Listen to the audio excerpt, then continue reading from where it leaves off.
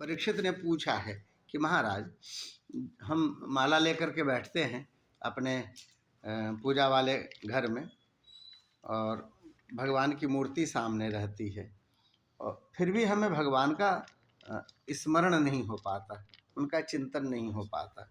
ऐसे विपरीत परिस्थिति में जहाँ पर युद्ध भूमि में खड़े हो, जहाँ प्राण जाने का भय हो, और वैसी अवस्था में यदि किसी को भगवत ध्यान आ रहा हो तो यह आश्चर्य करने वाली घटना है।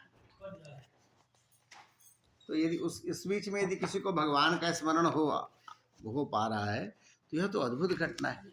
ऐसा कैसे हो सकता है?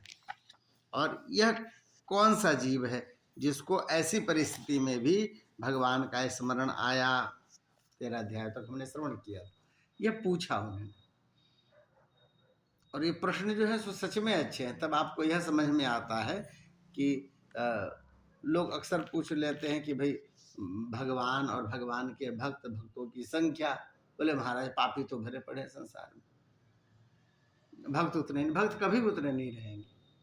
मूल स्वरूप है कि जिसमें क्वालिटी है ना तो कम रहेंगे। जैसे IAS अफसर कम होंगे, नीचे के हो सकता है क्लर्क ज़्यादा हो, उससे भी ज़्यादा सफाई कर्मी होंगे। जो सरकार की भी जो व्यवस्था है उसमें भी जैसे जैसे जैसे पद में प्रधानमंत्री फिर एक ही होगा, वह है मुख्यमंत्री। तो एक स्वरूप है। वैसे ही जीवों में भी है कि जीवों में जो सहज जीव होंगे, फिर उसमें जो उन्नत जीव होंगे, फिर उन्नत में भी जिनके जो है सो जो कर्म परायण होंगे, ऐसे लोग, तो उनकी संख्या फिर धीरे धीरे कम होती चली जाती है। यहाँ पे कोटियां आप देख लीजिए। परीक्षित पूछते हैं, परीक्षितवाच रजस्तमः स्वभावस्य ब्रह्मण वित्रस्य पापमनः नारायणे भगवती कथमा सिद्धृढ़ा मति देवानां शुद्ध सत्वानां ऋषीणां चामलात्मनां भक्तिर्मुकुंद चरणे न प्रायणोपजायते। ये बड़ा सुंदर उन्होंने कहा है कि महाराज, आपका समय तभी शुरू होता है जब आपकी ठाकुर जी का आपको स्मरण हो जाए, उनके दर्शन की इच्छा शुरू हो, तो लगता है कि कुछ बदलने वाला है जीवन में, इस सृष्टि में बदलने वाला है। यह अग्नि तो बाकी सब तो जीवन में खाते कमाते बनाते मर जाते हैं, पूरा जीवन ही ऐसे चलता है। और ऐसी संख्या जो है, जो करीब 800 करोड़ जो जीव हैं पूरे संसार में, 800 करोड़ से ऊपर, उन सबके साथ करीब करीब होता है। उसमें से कुछ लाख ही होंगे इस तरह से पारायण हो। यह क्रम बताया है कि प्रभु वृत्रासुर का स्वभाव तो बड़ा रजोगुणी था और तमोगुणी था। रजोगुणी मतलब स्वर्ग पर अधिकार चाहता था या पूरे विश्व पे, लेकिन तमोगुणी इस रूप में क्योंकि उसका खान पान रहन सहन सब जो है वह बिल्कुल तमोगुणी जैसा, वो तो देवताओं को उठा उठा के चबा के खाने लग गया, यह स्वरूप था। तो हुआ क्या फिर महाराज, उसकी ऐसे प्रवृत्ति कैसे बन गई? देवताओं को जो कष्ट पहुंचा करके प्रसन्न होता हो, ये भी प्रवृत्ति होती है। मन को जिसमें प्रसन्नता होती हो, हम अपने मन की परीक्षा लेते रहें। यदि हमें जो है किसी की हानि होने पे खुशी हो रही है, या एक तरह से जैसे कोई गिरा और जो ताली बजा के जो आनंद होने वाला जो खुश होता है, जिससे आपको कोई लाभ नहीं होने वाला, कुछ भी नहीं हुआ है आपका, बस सामने वाले का नुकसान हुआ, इसमें जो प्रसन्नता होती है ना, वो अंदर वाली, हम हंसते हैं लोग, वो मुस्कान फैलती है। यह जो मुस्कान वाला स्वभाव है वो हमारी क्वालिटी बताता है कि हमारा मन कितना उन्नत है या कितना जो है नीचे, वह स्वरूप है। क्योंकि उसके गिरने से अपने को कहाँ अंतर पड़ने वाला, हमारा कोई फायदा भी नहीं हुआ, नुकसान भी हुआ, पर सामने वाला का नुकसान हृदय को जो है सो प्रसन्न कर गया है ना। किसी की ऐसी अभुन्नति, यह स्वभाव नहीं है। तो प्रसिद्ध पद जो है नरसिंहदास जी महाराज का, जो गांधी जी का प्रिय पद था, वैष्णव जन तो तीने कहिए जो पीर पराई जाने रे, पर दुखे हैं उपकार करे तो मन अभिमान ना आने। दूसरे की समस्या पे वो जो है वह द्रवित भी हो जाए और कुछ कर भी दे, फिर मन में कुछ भावना है, वही तो वैष्णव हुआ। जो दूसरे की दुख समझे, उसको लगे अरे कैसे गिर गया, और ऐसा तो गिना चुना कोई होता है, बाकी तो क्या गिरा है, कितना बढ़िया गिरा है ऐसा वाला। तो हाँ, वही वाली बात है। तो ये एक अलग तरह की ये स्वरूप होता है। यहाँ पर बता रहे हैं कि वह दूसरों को कष्ट पहुंचा करके जो पाप होता है उस पर प्रसन्न होने वाला में, ऐसा ऐसा व्यक्ति उसकी नारायण के चरणों में कैसे रति हो गई, भक्ति कैसे हो गई।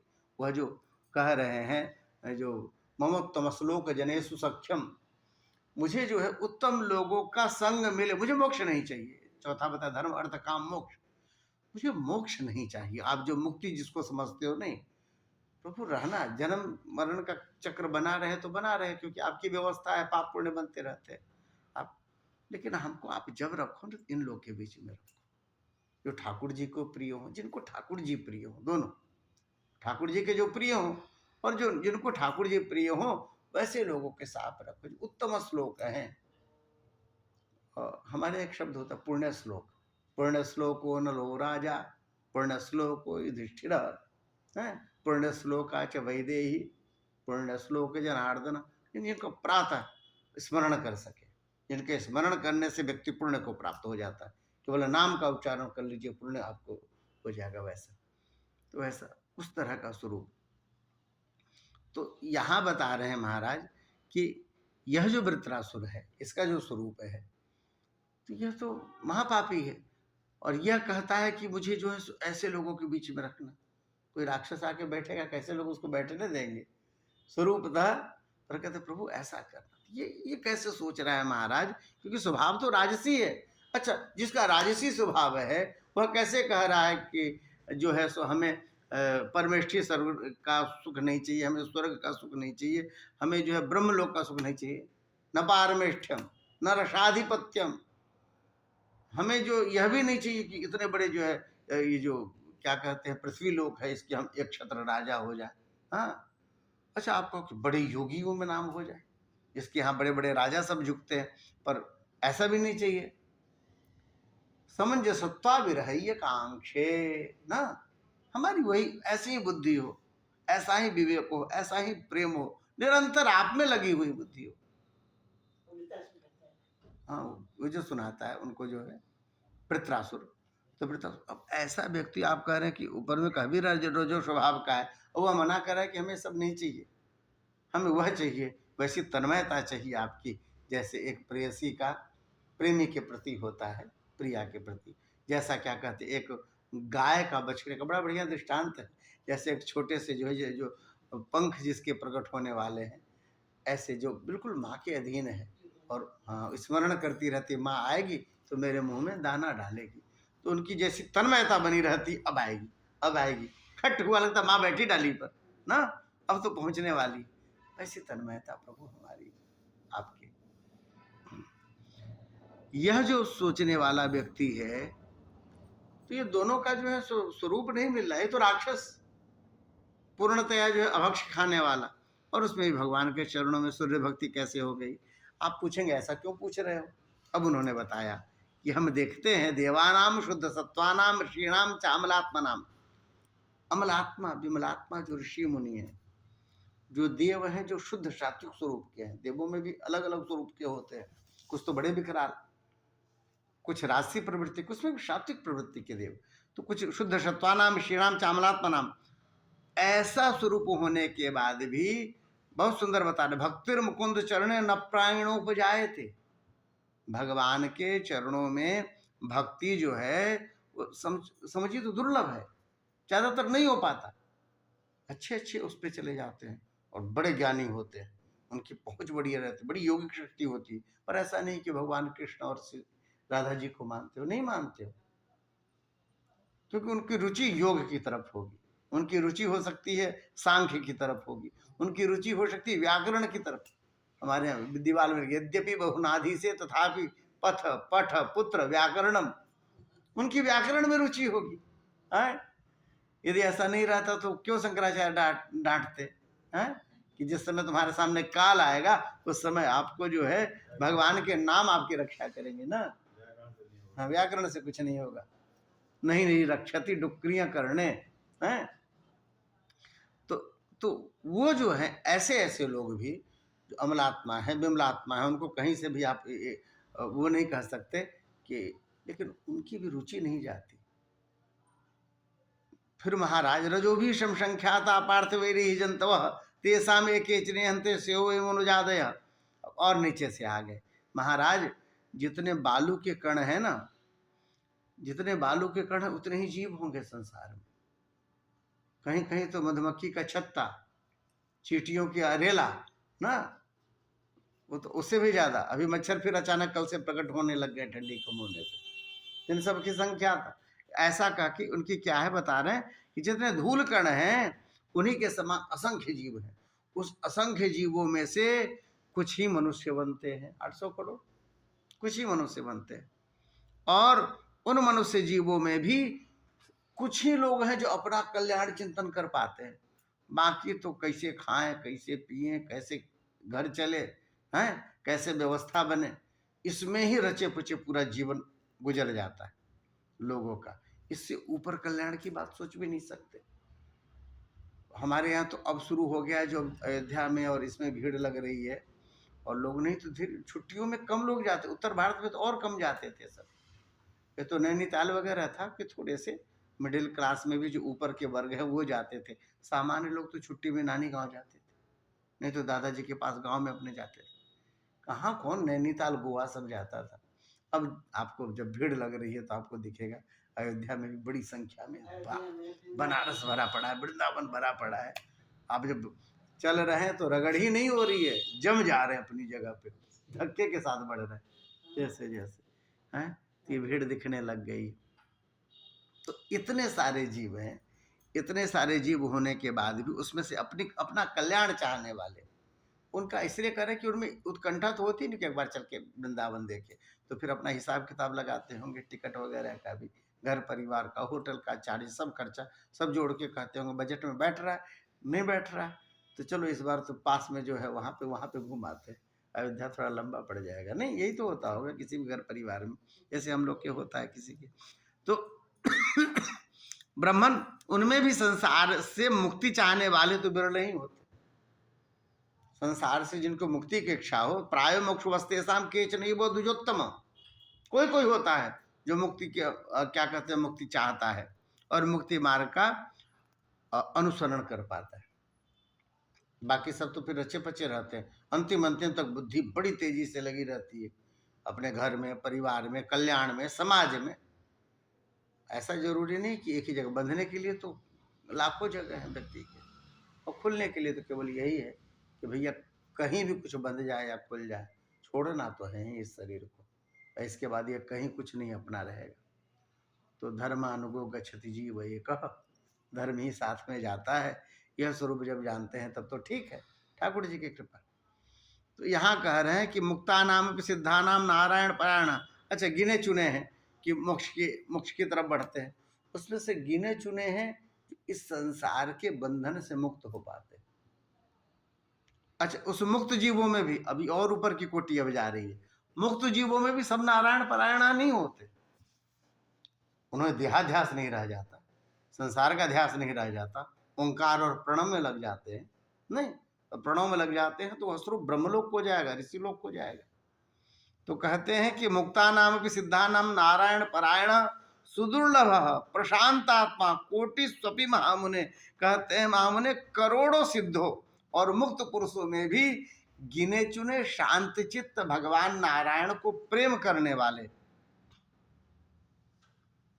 जो ठाकुर जी के पारायण हो, जो कहते हैं कि भैया राम जी हमारे, हम राम जी के, ऐसे गिने चुने होते। इसमें बताया कि सिद्धि भी ज्यादा है, ये भी बताया कि मुक्त भी ज्यादा है इसमें है। पर सबकी बुद्धि यही हो कि भगवान किसी सगुण साकार दिव्य स्वरूप की आराधना करें, ऐसा भाव नहीं आता। क्योंकि अन्य जितने धर्म हैं सब में अंतिम स्थिति उनकी जो है, यदि धर्म पारायण है, यदि मान लीजिए कोई मुस्लिम में भी हो, पांचों वक्त का नमाज और नियम सब कुछ पढ़ता हो, तो धीरे धीरे वह भी मुक्त होता चला जाता है। और उसका स्वरूप क्या है, फकीर शब्द बोलते हैं, फकीर हो जाता है। जगह जगह तोता मैना सब बैठे हुए, ये सब कैसे हैं? वही सब तो मुक्त लोग थे, जीवन मुक्त लोग थे, पर वो नारायण परायण नहीं हो पाए थे ना। तो वो कह रहे हैं कि मुक्ता नाम प्रसिद्धा नाम नारायण परायण कोई सुदुर्लभ, बड़ा दुर्लभ है, करोड़ों में एक। और ऐसी अवस्था में वृत्तस्व कथम पाप सर्वलोकोपतापना इत्थम दृढ़मति कृष्ण आशीष संग्राम उल्बणे। वो तो बड़ा पापी था, उसने देवताओं को खूब सताया था, चैंट चैंट के मारा था। बनारसी सब हैं, बेचारे सब भागते फिर रहे थे, इसलिए उन्होंने फिर जाके पूछा और उन्होंने बताया दधीचि ऋषि की कि आप उसमें जाइए। जब हाथ में वज्र आ गया तब जाके कुछ सब युद्ध किए, उससे पहले कोई युद्ध सामने खड़ा ही नहीं हो पा रहा था उसके। तो ऐसी स्थिति में ऐसे जीव के लिए भगवान में प्रेम होना बड़ा अद्भुत लग रहा है, जिसकी बुद्धि ही बड़ी कठोर हो, और नहीं तो सामान्य व्यक्ति खड़े देवता है प्रणाम करो, ऐसा। तो ऐसा इत्थम दृढ़मति कृष्ण आस्य संग्राम उल्बणे अत्र न संशयो भूया छोतुम कौतूहलम प्रभो। उस भयंकर युद्ध के अवसर पर भगवान श्री कृष्ण में अपनी वृत्तियों को इस प्रकार दृढ़ता से लगा सका, इसका क्या कारण है? वृत्तासुर बल पौरुष का कितना महान था कि उसने रणभूमि में देवराज इंद्र को भी संतुष्ट कर दिया, यानी युद्ध में और अपने वाक्यों से। तब सूत जी ने कहा कि देखो भैया, परीक्षित जी ने जब ऐसा प्रश्न पूछा है तो श्री सुखदेव जी ने बड़ा सुंदर जो है उनका उत्तर दिया, अभिनंदन करते हुए उत्तर दिया कि अच्छा प्रश्न पूछा। देखो राजन, सुखदेव जी कहते हैं, बड़े ध्यान से सुनना, मैं तुमको एक इतिहास सुनाता हूँ, यानी कोई प्रवचन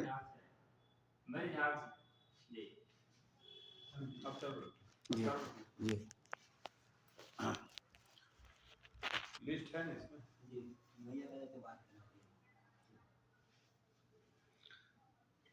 श्रश्वावहितो राजन इतिहासमिमं यथा श्रुतं द्वैपायन मुखान नारदा देवलादपि। कोई उन्होंने शुक्ति नहीं की, कोई प्रवचन नहीं किया। इस प्रश्न के उत्तर में उन्होंने कहा बस ये कथा सुन लो, तुम्हारी समझ में आ जाएगी। एक हमारे यहाँ बड़ा सुंदर जो है गोस्वामी तुलसीदास जी की उक्ति है, तुलसी हरि को वो भजे जो भजी आया हो। ऐसे ही नहीं मिल जाता, फिर तो लाखों में घूमते ही रह जाते। जीवन में कहीं न कहीं लौ लगी होगी और थोड़ी देर के लिए टूटा होगा, तो फिर ठाकुर जी उसकी व्यवस्था करते हैं, अगले जन्म में भी इसको जो है अपने कहीं चरण अरविंद के समीप लगाए, हम ऐसे परिवार में इनको भेज दें जहाँ पर सीताराम जी की भक्ति होती हो, ऐसे परिवार में भेज दें जहाँ थोड़ी परंपरा हो ना। तुलसी हरि को वो भजे जो भजी आया हो। कथा सुन लीजिए। कह रहे हैं कि देखो राजा, एक जो है सूरसेन देश में एक राजा थे जिनका नाम था चित्रकेतु, चक्रवर्ती सम्राट थे, और ऐसे धार्मिक राजा थे कि उनके राज्य में पृथ्वी अपने आप प्रजा को अन्न और रस देती रहती थी। प्रार्थना नहीं करना पड़ता था, मिलाना नहीं पड़ता था, बहुत कोशिश नहीं करनी पड़ती थी। गोरखपुर जैसा जमीन जहाँ फेंक दो वहाँ कुछ भी उपज जाता था, वैसा। तो कहते हैं स्वयं जो है अन्न रस दे दिया करती थी। उनके 1 करोड़ रानियां थी, और पर वे स्वयं संतान उत्पन्न करने में असमर्थ थे, ऐसा यहाँ लिखा है। नहीं, असमर्थ नहीं थे, संतान नहीं हुआ था। समर्थ तो थे लेकिन उनको संतान नहीं हुआ था, हाँ, असमर्थ नहीं थे। यहाँ लिखा हुआ है तस्य भार्या सहस्राणाम सहस्राणी दशाभुन सांतानिकश्चापनुपूर्ण लेवे ताशु संतति। हम सीधे अर्थ की उनके संतान हो ही नहीं सकता था उनको, ऐसे को नहीं, संतान हो सकता था पर हुआ ही नहीं हुआ। बड़े चिंतित हो गए। इस चक्कर में 1 2 2 2 करके करोड़ों रानियां हुई होंगी। महाराज चित्र जी, हाँ ऐसा। तो ये जो है महाराज चित्रकेतु को किसी बात की, अच्छा ये परंपरा से है दीदी, यदि मान लीजिए संतान नहीं होगा ना तो कोई बेटे वोटे को चेकअप नहीं करवाता डॉक्टर को, बस हाँ सासू कहना शुरू करेगी कैसा है ये बताओ, हमारी वंश परंपरा नहीं बहेगी, ऐसा है वैसा है वैसा है कहना। अब तो नया हो गया है तो लोग दोनों लोग चेक करा लेते हैं और डॉक्टर से निश्चित हो जाता है कि इनको ये दवाइयाँ देनी चाहिए तो होगा, यह क्रम है। बाकी तो लोग बहुत लोग करा लेते हैं। हमारे साथ एक दंपति जाने वाले, उन्होंने कहा कि आप जा रहे हैं, आप जाइएगा तो हम जब जनकपुर कभी जाएंगे, वो जो जाएंगे तो कहा कि हमें भी साथ में लेके चलिएगा। दंपति IITN है दोनों, और उनको जो है संतान नहीं, तो वो कह रहे थे कि वहाँ जाएंगे, कहते हैं माँ की कृपा होती है तो हो जाता है। माँ का एक जड़ी बूटी बताएंगे ये कीजिए। हमारे यहाँ जो आयुर्वेद के अनुसार जो वो है, जो जड़ियाँ हैं वो सब बताती है, और कहती हैं भी इसको अपना कूट पीस के पीजिए। आखिर कहीं न कहीं तो मिले ही होंगे सब, लेकिन कहते हैं दवा और दुआ, क्या जाने आशीर्वाद लगता हो। हाँ। हाँ, ऐसा हुआ और अपने अभी इस तरह का स्वरूप जी भगवत कृपा से। तो ठाकुर जी की कृपा से तो जाना चाह रहे थे, तो कहे कि आप जाइएगा तो ऐसा तो मन में होती है। और उसमें जो है रूपोदारे वयोजन्म विद्येश्वरी श्रियादि भी संपन्न गुण सर्वी चिंता बंध्या पतेरभूत। यहाँ भी वैसा ही बताया जैसे सासू कहती है। वो जो है सो बड़े चिंतित रहने लग गए राजा, इतने करोड़ पत्नियां हैं लेकिन हमारी जो है सो कोई संतान नहीं है। तो ये कौन है पत्नियां? सब बांझ हैं, ये असमर्थ हैं, क्योंकि उनको लड़का हुआ नहीं तो असमर्थ हैं। तो ये बंध्या पतिर, बंध्या तो उसी को बोला जाता है ना, बांझ। अब ये सोच रहे हैं कि महाराज इतनी संपत्तियां हैं, इतना ऐश्वर्य है, ऐसा सम्मान है, पर यह सब होने के बाद भी व्यक्ति सुखी नहीं। उसने मान लिया कि इसमें सुख है। असल में व्यक्ति आरोपित कर देता है ना, फिर वहीं जाके फंसता है। यदि मान लीजिए सब संपत्ति मिली, किसी को महाराज ब्याह नहीं हुआ तो महाराज वो दुखी दिखाई देगा। वो या अभी जो घटना घट गई अनिरुद्धाचार्य जी वाले में, जो व्यक्ति वो कहता है, मास्टर उठा के कह रहा, माइक उठा के कह रहा, महाराज मेरा ब्याह नहीं हुआ। कितनी उम्र है तुम्हारी? 45 साल। तो क्या हो, मैं शिक्षक हूँ और मेरी 15 एकड़ जमीन है, 15 की कितना एकड़ जमीन है मेरी, मेरा ब्याह नहीं हुआ। तो बोला ब्याह क्यों करना चाहते हो? नहीं हुआ तो साधु हो जाओ। 45 साल की उम्र में क्यों ब्याह खोजना, साधु हो जाओ। तो बोले नहीं महाराज हमें ब्याह करना। और दुखी दिख रहा था, 15 एकड़ जमीन, अच्छी खासी नौकरी, 40-50 हज़ार पा रहा होगा। अब उसी वही क्या किसी ने देख लिया, गोरखपुर की बदमाश दंपति ने। अब बेचारे को हिंदू बन करके जो है, मुसलमान पति पत्नी थे, और उन्होंने पूरी प्लानिंग की। और उसके बाद उसका जो है फ़ोन नंबर कैसे पता किया होगा, भी बड़ी कठिन बात है उस नाम के व्यक्ति का। और फ़ोन नंबर पता करके उसको फ़ोन किया कि हमारी बहन है, ब्याह करना चाहती है। सब आधार भी नकली बनवा लिया और बुला करके शादी के बहाने उसको काट दिए, सब अंगूठा अंगूठा लगवा के। बाद में जब उसकी बॉडी मिली है, तो बॉडी मिली तो कागज खोजा गया, तो उसमें निकला वहाँ फ़ोन किए तो फिर पुलिस ने कॉल डिटेल खोजी। ये कुशीनगर के दंपति थे, मुस्लिम दंपति, और उन्होंने ऐसा किया था उसके साथ। कॉल डिटेल में बात, आजकल तो ये सब सरल हो गया इन सब के लिए। अब लोग हाँ तुरंत वो खोज लेती है। तब मालूम चला बेचारा ब्याह के चक्कर में मरा, ऐसा उसके साथ हो गया। इतना ब्याह का शौक, इतना सब सुख संपत्ति, ये जीवन में है। उसने आरोपित कर दिया ना कि हमको इसी से सुख मिलेगा। हाँ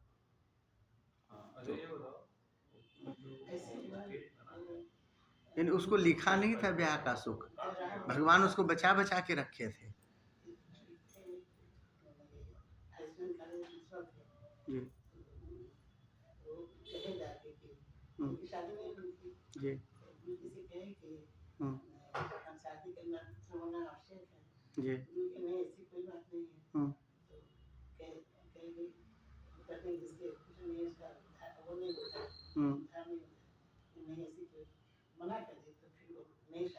नहीं किया ना जी।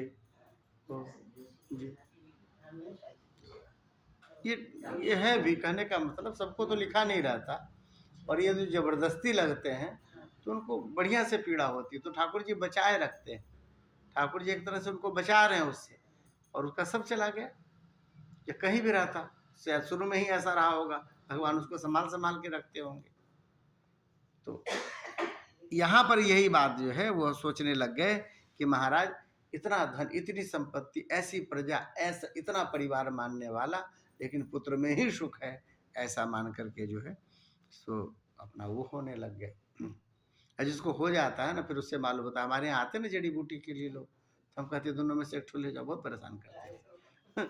एकदम ताजा है, बना बनाया है, इतना तक लाने में आपको 5-7 साल 10 साल लगेगा। हाँ हाँ वही होता है जो भी। लेकिन क्या है कि पोसना पालना एकदम माथा पे, माता जी लोग तो और ज्यादा, क्योंकि उनको 24 घंटे रहना पड़ता है उसके साथ। और बाकी तो कमाने में लगे हैं हम लोग को थोड़ी देर के लिए गोद में लेना पड़ता था, लेकिन वो जो है दिन भर देखते हैं महाकष्ट। लेकिन फिर भी लोग सोचते उसी से शुद्धि है, उसी से जीवन है, बड़े प्रसन्न होते हैं उसको प्रसन्न देख करके। यही मोह माया, कुत्ता बिल्ली के जैसा स्वभाव मनुष्य का होता है। वो छोटे छोटे को देख कर जैसे वो प्रसन्न रहती है, दांत से उठा के ले जाती है, वैसे ही यह जीव भी रहता है, वैसे ही बिल्कुल वो एक जैसा है, स्वरूप है सबके प्रति।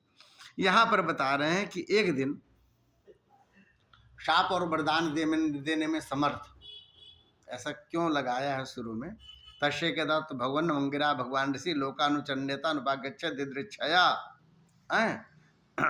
जो साप और वरदान देने में जो समर्थ है, ऐसे अंगिरा ऋषि और नारद ऋषि उनके यहाँ पहुँचे हैं चित्रकेतु के महल में। राजा ने प्रत्युत्थान और अर्घ आदि से उनकी विधि पूर्वक पूजा की। आतिथ्य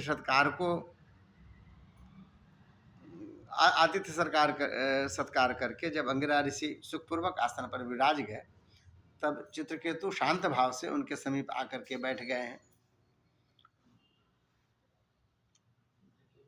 अंगिरा ऋषि ने ध्यान से देखा, राजा बड़ा विनयी है और बड़ी विनम्रता है, क्योंकि वो मेरे पास नीचे आकर के बैठ रहे, राजा हैं फिर भी नीचे आकर के बैठ रहे। तब उन्होंने, महर्षि ने पूछा है, जो भैया ठीक तो है ना, विनम्रता आदमी किसी कारणवश आती है, क्या बात है ऐसा जितना लोच आ गया है जीवन में इतना। तो या तो ठाकुर जी के भक्त हो जो बहुत प्रेम हो, हाँ, पर स्वरूप से हाँ ऐसा लग नहीं रहा था, लग रहा था कि हाँ एक दैन्य होता है, दैन्य उसमें भी होता है, दैन्य स्वरूप है, वैष्णवीय स्वरूप है, पर ऐसे यदि दिखाई दे तो कोई हृदय में कुछ है। तो पूछा है कि सब मंत्री कुशल हैं, आपका राज्य कुशल है, आपके घर परिवार वाले कुशल हैं, सब तो है ना, आप तो 7 आवरण में रहते हैं, वो सब आवरण आपके कुशल है ना, यहाँ पूछा है। अच्छा राजा एक बात बताओ, आत्मानं प्रतिश्रद्धा निधाय श्री आपनुयात राज्ञा तथा प्रकृतियों नरदेवा हितादय। जिस प्रकार राजा अपनी उपयुक्त प्रकृतियों के अनुकूल रहने पर भी राज्य सुख भोग सकता है, वैसे ही प्रकृतियां भी अपनी रक्षा का भार राजा पर छोड़कर सुख और समृद्धि का लाभ कर सकती है। यह जो पूरा का पूरा स्वरूप है, हम एक दूसरे पे ज्यादातर डिपेंड है ना, क्योंकि हम यदि प्रकृति को बचाते हैं, उसको संरक्षित करते हैं, तो उसका सुख हमें भी मिलता है। या चाहे पूरे अपने परिवार कुटुंब सबको इसमें जोड़ा जा सकता है, इन दीवालों को भी जोड़ा सकता है। ये हमें सुरक्षित करती हैं हवा से, और हम इसे पेंट से इसके ढांचे को ना जीर्णोद्धार करके इसको संभाल के इसको रखते जाते हैं, यह सुरक्षित होती है। एक दूसरे के हम सब पूरक हैं, और यही बात राजा के लिए भी है कि राजा सब किला में सुरक्षित रहता है, और किला को सुरक्षित करना राजा का काम है, वह बना रहे, एक दूसरे के दोनों को पूरक है। यहाँ पर आपकी जो पत्नियां हैं, परिवार हैं, सब कोई है, इनके बीच में कोई ऐसी कामना है जो आपकी अपूर्ण रह गई, कि आप सुखी ना हो, कोई कामना ऐसी हो? क्यों? क्योंकि आत्मनः प्रियतेन आत्मा परतः स्वत एव वा लक्ष्य लब्ध कामम ताम चिंतया शबलम मुखम। मुखाकृति बताती रहती है कि आपके जीवन में कितनी संतुष्टि है, कितनी असंतुष्टि है, मुखाकृति बताने लग जाती है, स्वभाव होता है, स्वभाव कह रहे हैं, स्वरूप प्रकट होने लगता है। हम कुछ भी कहें कि हमारे हृदय में ये है, नहीं, हम तो बड़े सरल हृदय के हैं महाराज, हम तो दूसरे को दुखी देख करके अपने आप को संभाल नहीं पाते। व्यक्ति अपने आप को व्यक्त ऐसे करता है, पर ऐसा होता नहीं है, वो स्वरूप में प्रकट होने लग जाता है। जब हम कहें ना कोई गिरा जो आप प्रसन्न हुए, तो पता चलता रहता है कि हमारे हृदय में कैसा चलना। तो वह जो है यहाँ पर बता रहे हैं कि आपके मन में कोई असंतोष है, कोई कामना है, तो आप बता दो। अंगिरा ऋषि बुलवाना चाहते थे, वो तो साधु हैं, वो त्रिकालदर्शी हैं, वो आए ही यही सोच करके कि यहाँ की जरूरतें कैसी होंगी, शायद हमारी जरूरत है यहाँ पर इस राजा को, इस राजा को पूरे संसार से मुक्त होने के लिए मेरी जरूरत है, नहीं तो मुक्ति नहीं हो पाएगा। इसने जो है पुत्र की आकांक्षा में 1 करोड़ रानियां कर ली हैं, 2-3 करोड़ और करेगा, इसको जो है मुक्त होने के लिए मेरी आवश्यकता है। तो मन में तो जान रहे थे, पर एक है कि ये जो है बोल करके हमें बताएं कि हमें पुत्र चाहिए। एवं विकल्प तो राजन विदुषा मुनिनापि सह प्रस्यावन तो प्रजा कामस्त तो मुनि, जान रहे हैं किसको बेटा की कामना, यहाँ पे लिखा हुआ है। फिर भी पूछा उनसे। चित्रकेतु कहते हैं, हाँ प्रभु, जिन योगियों के तपस्या, ज्ञान, धारणा, ध्यान और समाधि के द्वारा सारे पाप नष्ट हो गए हैं, उनके लिए प्राणियों के बाहर या भीतर की ऐसी कौन सी बात है जिसे वे न जानते? फिर भी आप पूछ रहे हैं, तो मैं आपको मैं निवेदन करता हूं कि प्रभु, मुझे सब प्राप्त है सुख। इतना विशाल राज्य है कि लोकपाल सब लालायित रहते मेरे राज्य, मेरे सुख, मेरे ऐश्वर्य को देख करके। ये सब है, पर महाराज मैं दुखी हूं। ना नैन्यत्य प्रजम्माम क्षुद्र काम विवापरे, मैं दुखी हूं प्रभु, क्योंकि पिंडदान न मिलने की आशंका से मेरे पितर भी दुखी हो रहे। अब आप हमें संतान दान करके परलोक में प्राप्त होने वाले घोर नरक से उबार लीजिए। कहते पुण्य नामक नरकम ये त्रायती स पुत्र, एक पुण्य नामक नरक है, उस नरक से जो तारता है वह पुत्र होता है, पिंड दान करके अपने पिता के प्रति। तो महाराज, नरक में होने वाली जो घोर यातना है उससे हमें उबार लीजिए। ऐसी व्यवस्था कीजिए कि मैं लोक परलोक के दुख से छुटकारा पा जाऊं।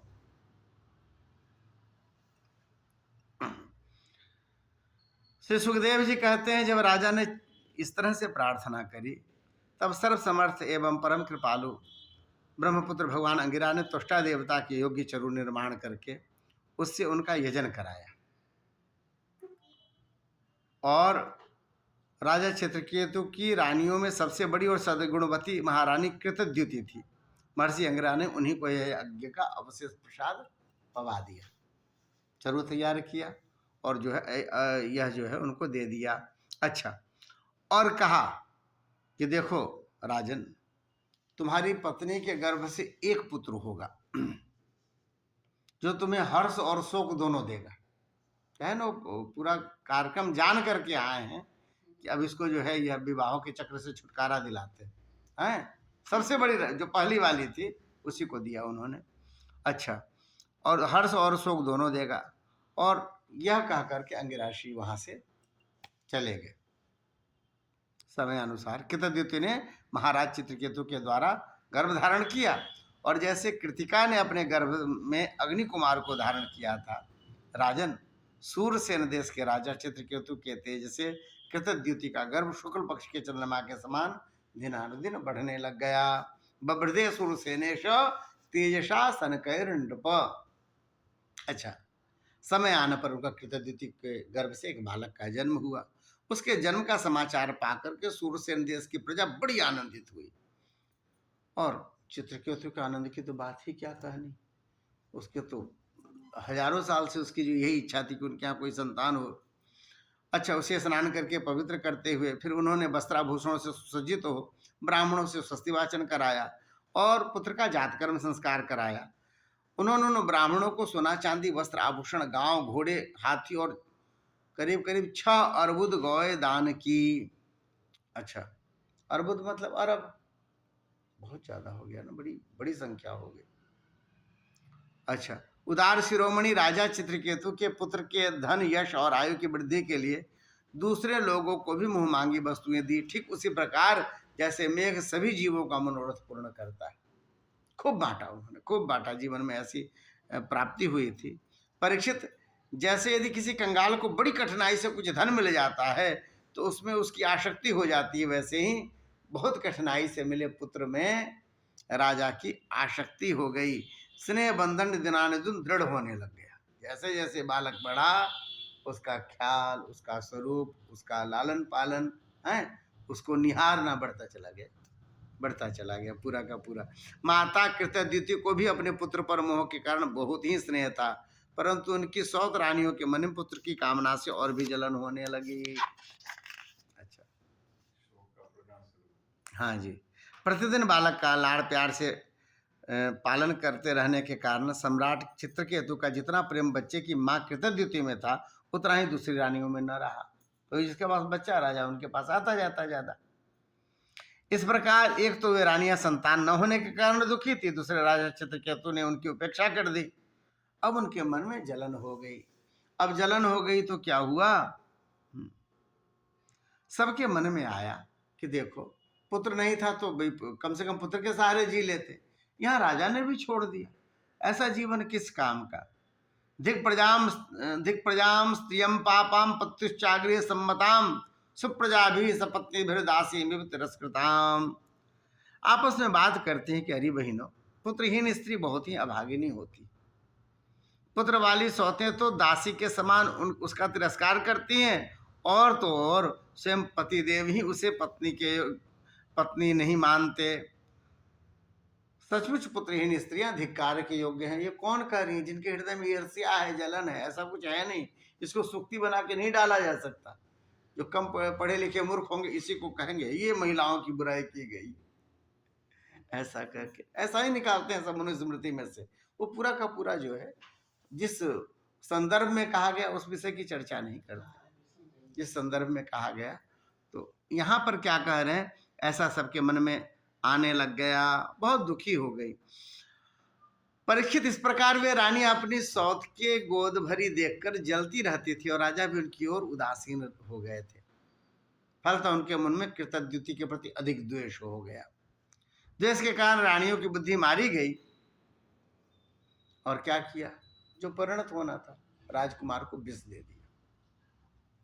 राजकुमार को विष दे दिया। महारानी कृतद्युति को सौतों के इस घोर पाप का पता ही नहीं चला, करतूत का पता ही नहीं चला, था भी नहीं। अच्छा, वो समझ रही कि बच्चा हमारा सो रहा है, जबकि वो मर चुका था।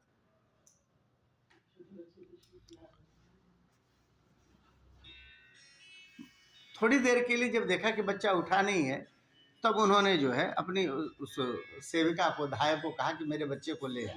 जब बच्चे को लेने के लिए गई तो देखा तो महाराज बच्चे की तो पूरी पुतली उल्टी हुई है, उलट गई है। अब तो जो है यह जब देखी है तो महाराज, ये तो धाय ने खबर करी, फिर सुनी तो वहीं बेहोश होकर के हाय हाय करके गिर पड़ी। और फिर उसके बाद दोनों हाथों से छाती पीटना शुरू किया धाय ने। ये क्या हो गया? कहने का अर्थ पूरे महल में कोहराम मच गया, सब रोने लग गए। राजा चित्रकेतु को जब पता चला है तो कहते उनकी आंखों के आगे अंधेरा छा गया। ये कैसे हो गया जीवन में? इतनी ज्यादा उसके प्रति जो है सो प्रेम था कि बाकी सब कुछ जो है सो उनके लिए अब कोई सुख का कारण ही नहीं रहा। अब तो वे धीरे धीरे अपने मंत्रियों ब्राह्मणों के साथ मार्ग में गिरते पड़ते कैसे कैसे जो है उस बालक को देखने पहुंचे हैं। उनका गला रुध गया है। अब कृतद्युति ने जब पति की यह स्थिति देखी, महाराज पूरा का पूरा समाज उन सबको रोते देखा। अब तो जो बचा खुचा था वह भी हृदय में धैर्य जाता रहा। इसका मतलब सब अब हार गए, अब इसको कोई बचा नहीं सकता। बड़े परेशान हो गए, ऐसे शोकग्रस्त हो गए कि अब उनको कितना भी मनाओ तो उनके न आंसू रुक रहे हैं, न शोक रुक रहा है। सोच रहे हैं प्राण ही निकल जाए, इससे बढ़िया मैं इस दुख का समय क्यों देख रहा हूं। यहाँ पर बहुत सुंदर बात कही है कि महाराज व्यक्ति जो है एक वस्तु पे जब प्रेम करने लग जाता है, उस वस्तु के बिछड़ने पर करोड़ों सुख के साधन रहने के बाद भी वह व्यक्ति फिर उसको वह सुख के साधन उसको सुख पहुंचा ही नहीं पाते। उसने सुख उसी से बना के रखा है। हम सांसारिक जीवों का वही है कि हम बाल बच्चों परिवार में ही सुख का साधन मान लेते हैं, इतना ज़्यादा जुड़ाव होता है। और बाद में जब वो प्रतिकूल होते हैं तो व्यक्ति फिर अनुकूल नहीं हो पाता संसार के। उसे लगता है कि बस हमारा सुख चला गया, जबकि वो सब बाद में आए थे, अपन पहले से थे। नहीं, कोई भी 20-25 साल का होता है तभी तो बाल बच्चे होते हैं। उनकी उतनी बड़ी जिंदगी गुजरी रहती है अकेले, उसके बिना गुजरी रहती और बड़ी शानदार गुजरती। किसी को बचपन की कहानी कहने को कहा जाए युवापन की तो बड़े शौक से कहते हैं सब, उन विसंगतियों को भूल करके। ओशो बहुत सुंदर कहते थे कि लोग कहते हैं कि बचपन के दिन बड़े अच्छे थे। नहीं, आपको सच में याद करना पड़े तो बड़ा कष्टदायक रहा होगा। आप कुछ भी अपने मन से नहीं कर सकते हैं। इतना तक कि मच्छर काट के चला जाता होगा, आदमी उसको उड़ा नहीं पाता जब छोटा सा बच्चा रहता है। तो कुछ करना नहीं पड़ा, माँ की गोद में घूम रहे, नहीं बहुत कष्ट रहता है। हाँ हाँ, आपका गीला हो गया कपड़ा, आप लाल हो रहे हैं, कुछ नहीं है तो उधर देख रहे।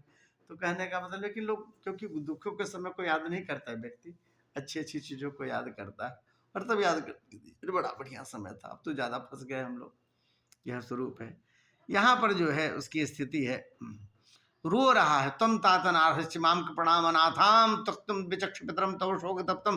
अरे बेटा मुझे देखो एक बार, मैं तुम्हारे बिना अनाथ हो गया हूं, मैं तुम्हारे बिना अनाथ हो गया, मैं जी नहीं सकता, एक बार मेरी तरफ आंख खोल के देख लो, मैं जी जाऊं तुम्हें देख करके।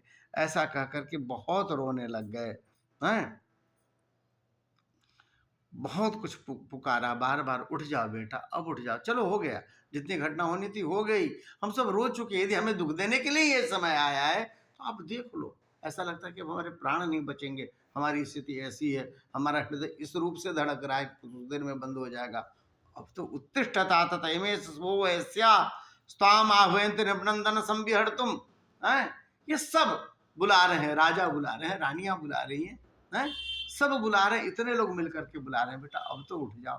बड़ा बढ़िया उसका वर्णन किया हुआ उसके शुभ तत्व स्वरूप का। यहाँ पर कहते हैं यह जब रोते रोते रोते रोते जो है इन सब की आंखें फूलने लग गई, और उसी समय कहते हैं कि नारद ऋषि और अंगिरा ऋषि जो है पहुंचे, आंखें फूल गई हैं। ये सब पहचान नहीं पाए कि नारद ऋषि इन्होंने पुत्र दिया था, इतने शोक तप्त हैं, उनको पहचान नहीं पाए।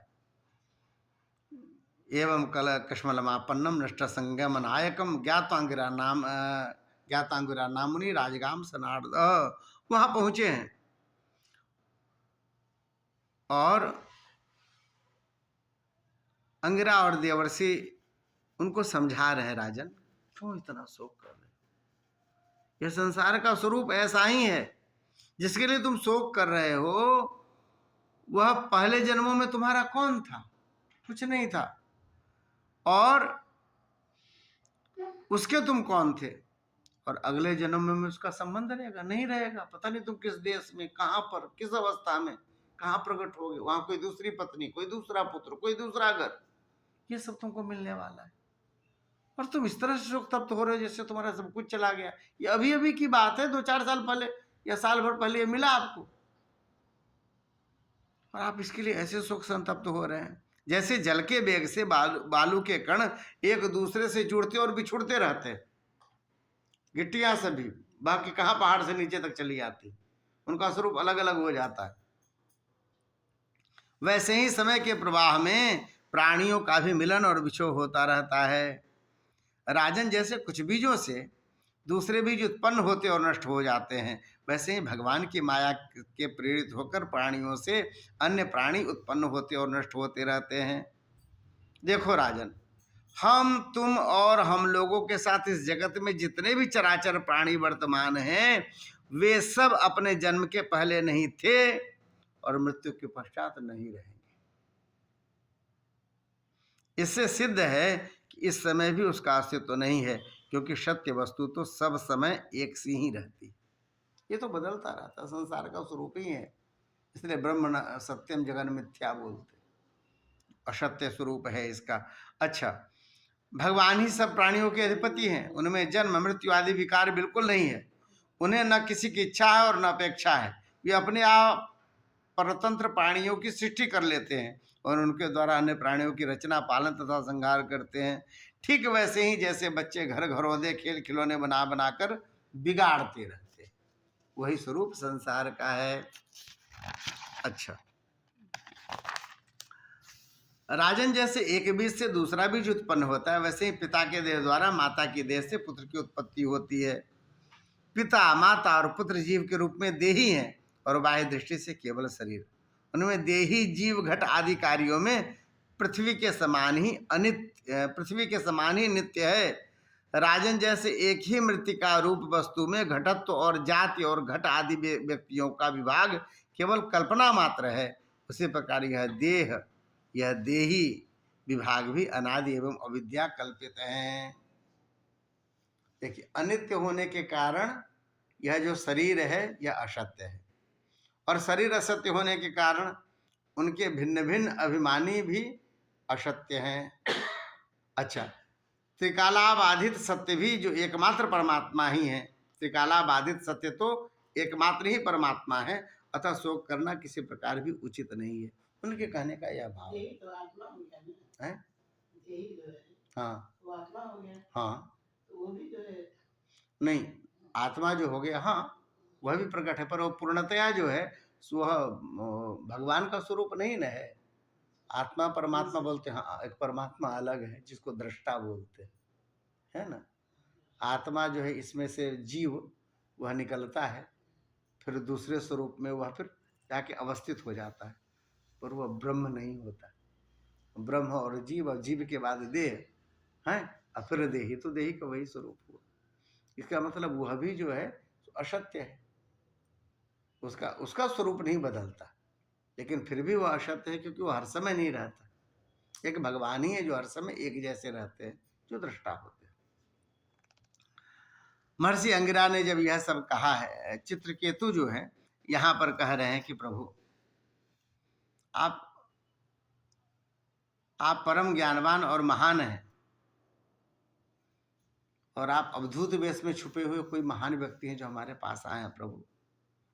फिर आप बताइए कि आप लोग हैं कौन जो इतनी बातें हमें ज्ञान की बातें बता दी हैं। मैं जानता हूं कि बहुत से भगवान के प्यारे ब्रह्मवेत्ता मेरे जैसे विषयाशक्त प्राणियों को उपदेश करने के लिए उन्मत्त सावेश बना करके पृथ्वी पर स्वच्छंद विचरण किया करते हैं। यहाँ ऋषियों का क्रमशः नाम दिया हुआ है, सनत कुमार, नारद, ऋभु, अंगिरा, देवल, असित, अपांतरतम, व्यास, मार्कंडेय, गौतम, वशिष्ठ, भगवान परशुराम, कपिल देव, सुखदेव, दुर्वासा, सबका नाम दिया है यहाँ पर। इसमें से आप कौन उनको पूछ रहे हैं जिनसे जो है हाँ बताइए, तो भूल गए बाबा। हाँ, ये जो प्रसन्नता प्राप्त हुई थी इसी इन्हीं की कृपा से हुई थी, लेकिन भूल गए। यहाँ पर कह रहे आप कौन हो प्रभु। तब महर्षि अंगिरा ने कहा कि जिस समय तुम पुत्र के लिए बड़ी लालायित थे ना, हैं, तब मैंने ही तुम्हें यह पुत्र दिया था। इस ब्रह्मश्रुता साक्षात नारदो भगवान ऋषि। अच्छा, मैं अंगिरा हूं और ये नारद जी हैं। जब हम लोगों ने देखा कि तुम पुत्र शोक के कारण बड़े अज्ञानांधकार में डूबे हुए हो और तुम भगवान के भक्त हो, तुम शोक के योग्य नहीं, तो यह हम तुम्हें समझाने के लिए चले आए हैं। राजन, सच्ची बात तो यह है कि जो भगवान और ब्राह्मणों का भक्त है उसे किसी अवस्था में शोक नहीं होना चाहिए। तो अद्भुत कोटि बताए, ऐसा कैसे हो सकता है, लेकिन इन्होंने बताया कि नहीं, सच में भगवान का भक्त है और ब्राह्मणों का भी भक्त है। जो भगवान का भक्त होगा ब्राह्मण होगा ही, क्योंकि ठाकुर जी प्रेम करते हैं ना। हाँ हाँ, जो उनकी पत्नियां थी हाँ, उनकी पार्टी चल रही होगी। हाँ, कहेंगे इसी दिन के लिए हमने इतनी मेहनत की, आज तो मिला जी। जब मैं तुम्हारे यहाँ पहले आया था उस समय मैं तुम्हें परम ज्ञान का उपदेश देता, परंतु मैंने देखा कि अभी तुम्हारे अंदर पुत्र की बड़ी लालसा है। तो जो मोही व्यक्ति हो, कामी व्यक्ति हो, वह उपदेश ग्रहण नहीं करता। रामायण में दिया हुआ है कि जो व्यक्ति मोहग्रस्त होगा ना, उसको उपदेश काम ही नहीं करेगा, छुड़ा ही नहीं सकते आप, हैं, तो उसको आप उपदेश से काम नहीं चलेगा। हमारे यहाँ वो प्रसंग आता तीसरे स्कंद में, जिस समय जो कश्यप ऋषि से प्रणय निवेदन करती है, उनके मन में आता अदिति, और उसको बहुत समझाते हैं कि यह समय उचित नहीं है, भगवान शिव का समय है, पर वह नहीं मानती। बाद में उसके गर्भ में जो है 2 पुत्र आते हैं जो दोनों राक्षस होते हैं, हिरण्याक्ष और हिरण्यकशिपु। तो यहाँ पर बताया कि महाराज जो मोहित व्यक्ति है उसको जो है सो उपदेश उसके लिए बेकार है। तो मैंने तुम्हें पुत्र दे दिया, पर अब तुम स्वयं अनुभव कर रहे हो कि पुत्रवानों को कितना दुख होता है। यह अनुभव करने की बात है। यदि यही बात स्त्री, घर, धन, विविध प्रकार के ऐश्वर्य, संपत्तियां, शब्द, रूप, रस आदि विषय, राज्य वैभव, पृथ्वी, राज्य, सेना, खजाना, सेवक, अमात्य, सगे संबंधी, इष्ट मित्र सबके लिए है, क्योंकि ये सब के सब अनित्य हैं। व्यक्ति कहीं भी जुड़ जाता है और जुड़ जाता है फिर उसी में लगा रहता है। ऐसा जरूरी नहीं कि पुत्र में ही किसी का शोक होता हो, धन के लिए होता है, भवन के लिए होता है, राज्य के लिए होता है ना, उसके लिए होता है। और नाराजगी तो अलग अलग होती है। कभी कोई छड़ी नहीं मिलती रहती है तो बूढ़े बाबा बड़े गुस्से में होते हैं, मेरी ये छड़ी कहाँ गई ना, बड़ी अच्छी छड़ी थी, और हम हमारी माता जी हैं, अब इस समय कुछ भी रख दे कहीं, अब उसका जब नहीं मिलती रहती तो खोज रही हैं अब कहाँ है। बोली बड़ा अच्छा था, फिर उसका पूरी कुंडली बताएँगी कहाँ से मिला था, उसके साथ कौन-कौन घटना घटी थी, उस सामग्री के साथ, हैं? तो होता रहता है। ये तो हम लोग साथ ना ही तो है। हम कोई थोड़ा-सा चीज़ नहीं, एक जैसा ही जैसी माँ तो माँ जैसी होती है ना सब एक जैसे जैसे जतन से उसको अच्छा सा रखेंगे हाँ, कि ये वो ऐसा जतन हो जाता है कि मिलता ही नहीं फिर। हाँ, फिर मिलता नहीं रहता वही। और सब वो होगा जैसे पेटी खोलनी होगी किसी को देना, अक्सर ये ज़रूरत पड़ती रहती है, तुरंत हाँ। तो वो खोलेगी। तो हम कहें कि माँ को नहीं, हम लोग खोलते हैं, बोले नहीं खोलेगी तो माँ ही खोलेगी। अच्छा माँ खोलेगी तो जो निकलेगा ना, जो भी कोई भी कपड़ा, साड़ी निकला, कोई वो निकला, कुछ भी निकला जो देना है, देने से पहले उसकी फिर स्टोरी होगी, हैं? इतने भाव से वो लाई थी, ऐसा था, हैं? उनका हृदय ऐसा था, वो है। तो बोले इतनी कहानियाँ इनके साथ कौन है? माँ, परम भक्त मानी जाती है, माँ का स्वरूप अलग है, संत चर्चा करते हैं, बड़ी। पर माँ के पास है तो हम कहा कि छोड़ो ना, फिर रात भर चलेगी कहानी। 5 साड़ी निकली तो कम से कम पाँचों की कहानी अलग-अलग होगी। हम लोग को याद ही नहीं रहता। पर ये सब माता जी के साथ होता है, उतनी सब भी। तो वो सबके साथ कहानियाँ होंगी, उसके साथ उसका स्वरूप होगा। कहानी बात मतलब रखा जाएगा। हाँ, रखा जाएगा। तो ये वाली बात है। अच्छा सबसे बड़ी दिक्कत की बात क्या होती है कि उन्होंने जब कहा कि अमुक बुआ आने वाली है, अमुक वो आने वाली है, बड़ी अच्छी महात्मा है, ये कपड़े ये ठीक रहेगा, ये ठीक रहेगा, मैं ही रखूंगी, नहीं तुम लोग पता नहीं, फिर मिलता नहीं रहता। अब फिर अम्मा रखेगी, फिर पक्का नहीं मिलेगा। उस समय जब देना होगा तो वो पक्का नहीं मिलेगा, क्योंकि रखी थी अम्मा ही, क्योंकि तुम लोग जो है सो कहाँ रख देते हो पता नहीं। अब वो खुद रखी तो बता के नहीं रखी, अब खोज रहे हैं उसको। बड़ा आनंद आता रहता है इसमें भी। अम्मा थोड़ा नाराज होती रहती है, दौड़ती रहती लाठी लेके, वो करेंगी। पर ये लीला है, ये ठाकुर जी की लीला है। और ये सब होने के बाद जैसी सन्निधि उनकी सदा बनी रहती है, वैसा बड़ा प्रयास से हो पाता है जीवन में। अभी पत्नी बता रही थी कि उनको कपिलेश्वर महादेव ले गए थे। हाँ, कपिलेश्वर महादेव हमारे यहाँ है, प्राचीन है, जानकी मंदिर से भी 150 साल पहले का तो उनका स्वरूप वहाँ का बना, बाकी वो तो प्राचीन है, जंगल के बीच में थे कपिलेश्वर महादेव। और अभी तो चारों तरफ आबादी हो गई है। तो वहाँ हम दर्शन करके आए थे, तो हमने अपनी छोटी सी वीडियो उसमें डाल दी थी। माँ बोली खुद चला गया, हम लोग को लेके नहीं गया, ज़्यादा दूर नहीं है, जनकपुर में ही है, लेकिन दूसरे साइड में। तो पत्नी उनको लेकर के गई, तो हमने बताया फिर पत्नी को, जो माँ को बताई नहीं, उसकी कहानी बड़ी अद्भुत है। अब पता नहीं कितना सही है कि दरभंगा के नरेश वहाँ गए थे दर्शन करने के लिए, और आते समय मारे गए। फिर दूसरे वाले गए तो वो मारे गए, फिर तीसरे वाले वो मारे गए।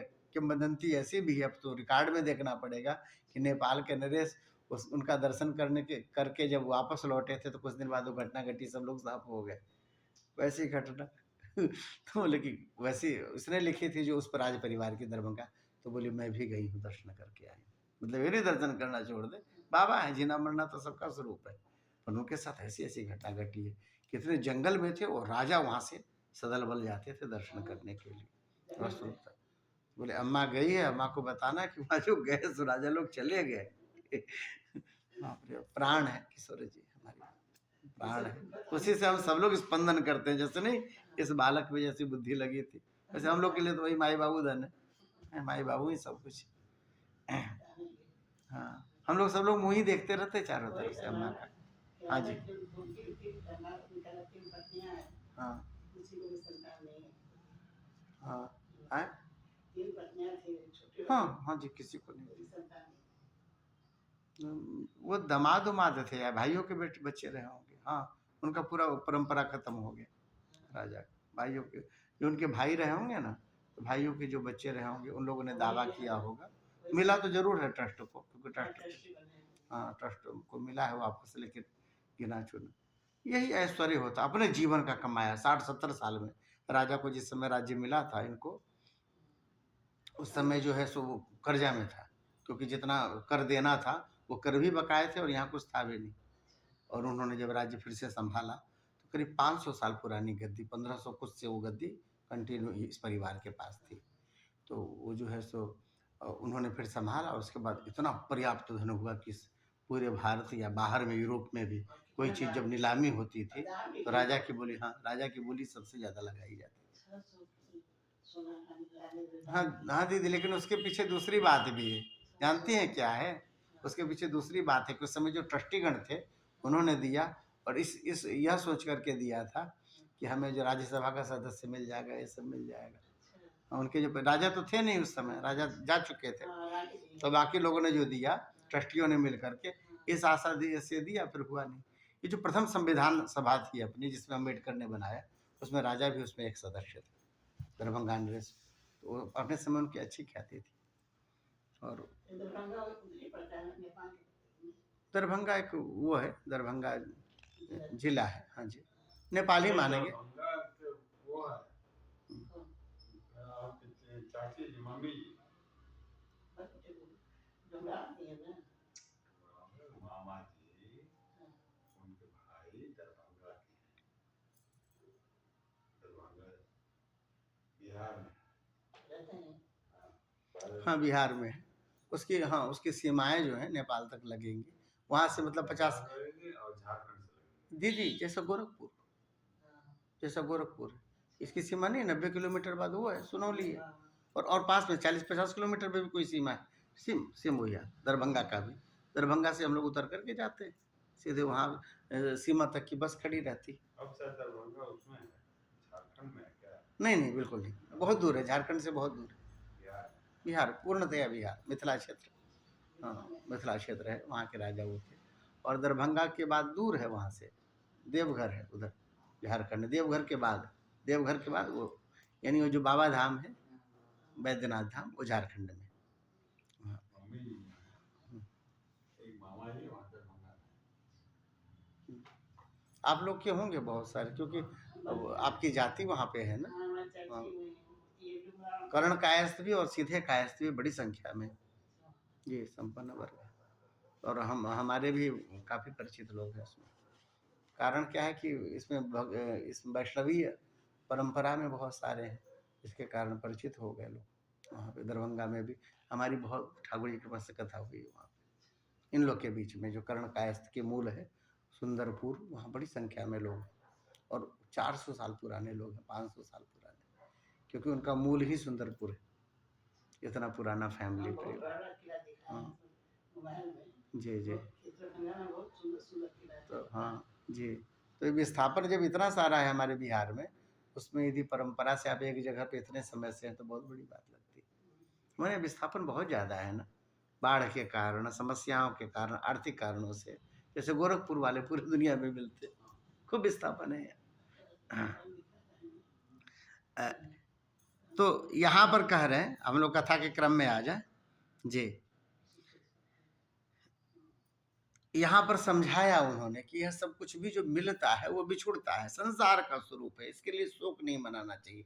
ये सब संसार में जो कुछ भी मिल रहा है ये सब खेल खिलौने हैं, इसके छूट जाने से आपका सब कुछ चला गया ऐसा नहीं है, मिल जाने से सब पा लिया ऐसा भी नहीं। लेकिन आपने उसमें अपने आप की मति गति कर ली है, इसके कारण आप दुखी हो रहे हो। देखो राजन, जीवात्मा का यह देह जो पंचभूत ज्ञानेंद्रिय और कर्मेंद्रियों का संघात है, जीव को विविध प्रकार के क्लेश और संताप देने वाली कही जाती है। तस्मात् स्वस्थेन मनसा विमृष्ट गतिमात्मनः द्वैते ध्रुवार्ध विस्त्रंभम तेजोपशमम आविश। इसलिए तुम अपने मन को विषयों में भटकने से रोककर, भटकाव छोड़ करके शांत करो, स्वस्थ करो, और फिर उस मन के द्वारा अपने वास्तविक स्वरूप का विचार करो तथा इस द्वैत भ्रम में नित्यत्व की बुद्धि छोड़कर परम शांति स्वरूप परमात्मा में स्थित हो जाओ। एक अध्याय का पूरा उन्होंने उनको उपदेश किया। देवर्षि नारद ने कहा कि राजन, तुम एकाग्र चित्र से मुझसे यह मंत्रोपनिषद ग्रहण कर लो।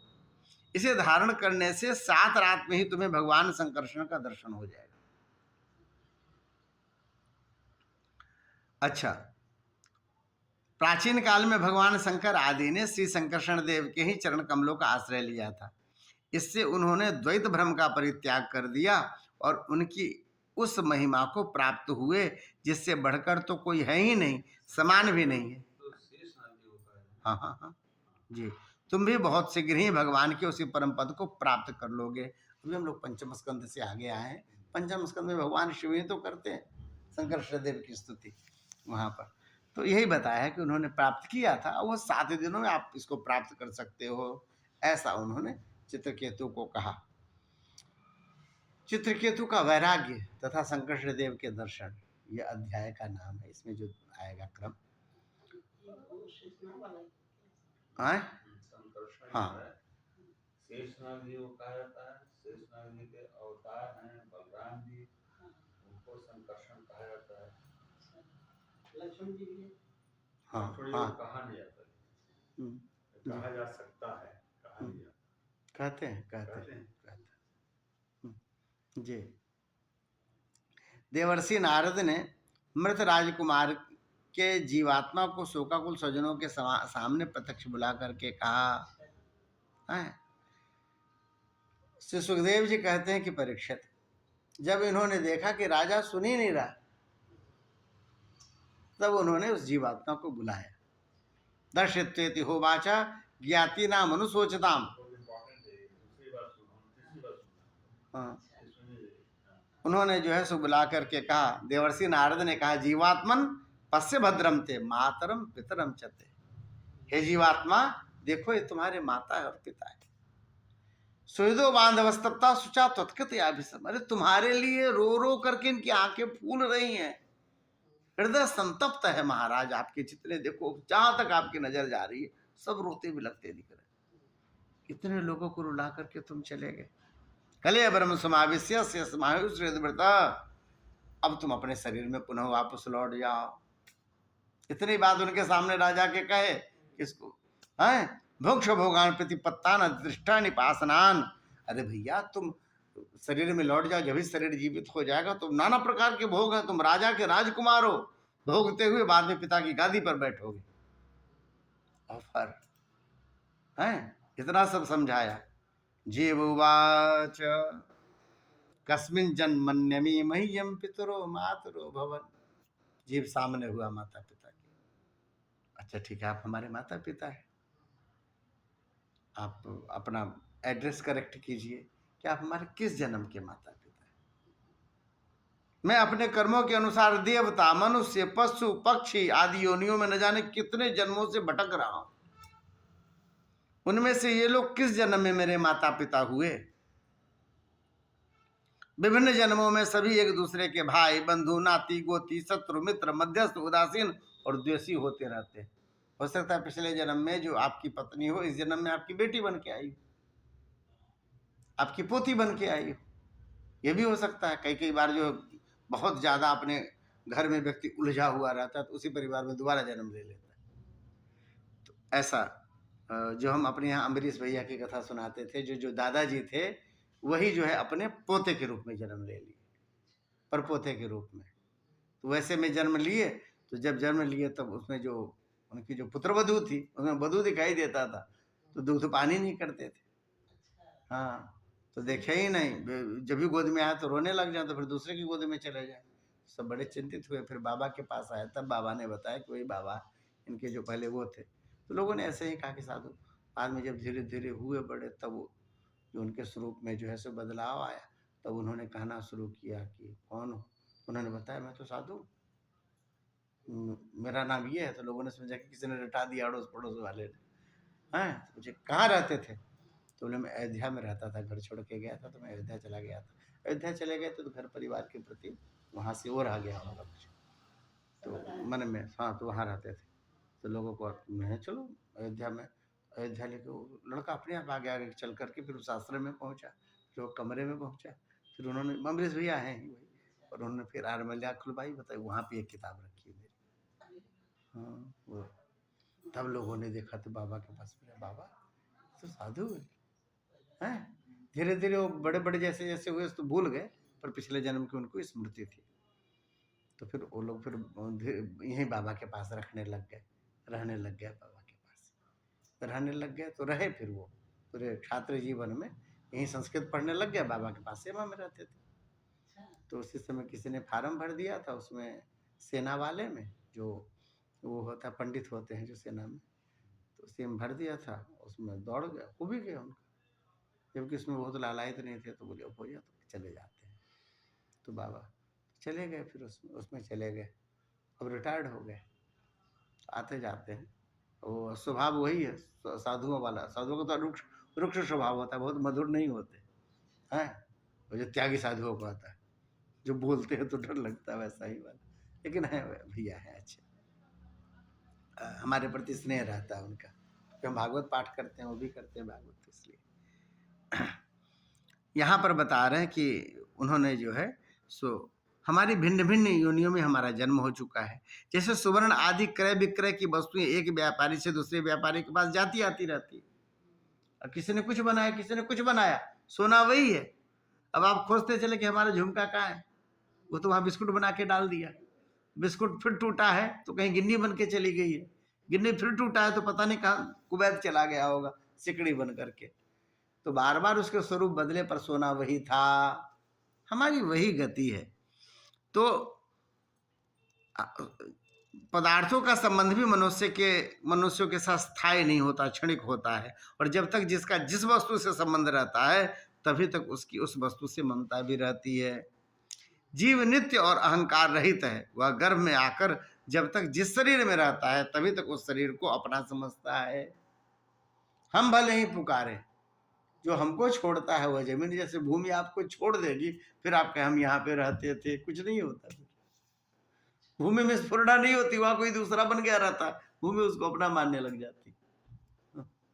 वही सबके साथ होता है। हम इसको अपना मान करके मेरा गांव मेरा देश नहीं, वह स्वरूप है। तो जब तक है तब तक उसको निभाना ही चाहिए, जो कर्तव्य है पूरा करे। अच्छा, इनका न तो कोई अत्यंत प्रिय है, न अप्रिय, न अपना न पराया, क्योंकि गुण दोष हित अहित करने वाले मित्र शत्रु आदि की भिन्न भिन्न बुद्धि वृत्तियों का यह अकेला ही साक्षी है। वास्तव में यह अद्वितीय है। कौन है? दृष्टा, आत्मा। यह आत्मा कार्य कारण का साक्षी और स्वतंत्र है, इसलिए यह शरीर आदि के गुण दोष अथवा कर्मफल को ग्रहण नहीं करता, सदा उसे उदासीन भाव से स्थिर रहता है। आत्मा और जीव अलग अलग। हाँ जी, जब यह सुना उन्होंने राजा ने, तो राजा सन्न रह गए। शांत सुन रहे थे, कह रहे तभी आएगा मेरे गले पकड़ के रोएगा, हैं? ये तो जिसके लिए हम रो रहे हैं, ये मुझसे एड्रेस वेड्रेस पूछ करके फिर चला गया। इतने बढ़िया से देखा भी नहीं मुझे, नहीं। हाँ लो, ये कह रहे थे हमारा बेटा है। ये जीव तो चला गया। इत्यदीर्यगतो जीवो ज्ञात्यस्तस्य ते तदा विस्मिता मुहुचु शोकम चित्वात्म स्नेह श्रृंखलाम। अरे राम राम राम।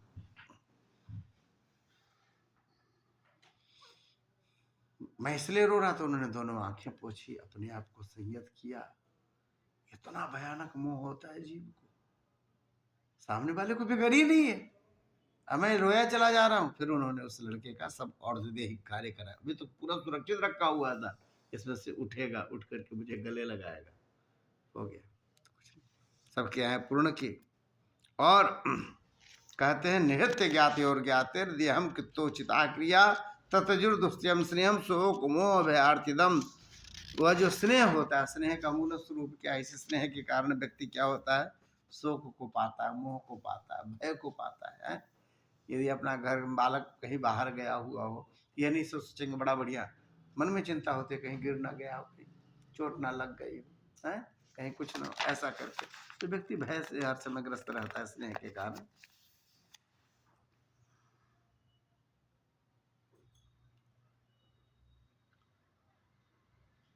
अब दूसरी घटना है कि जो 1 करोड़ रानियां थी जिन्होंने बाल की हत्या की थी, बच्चे की।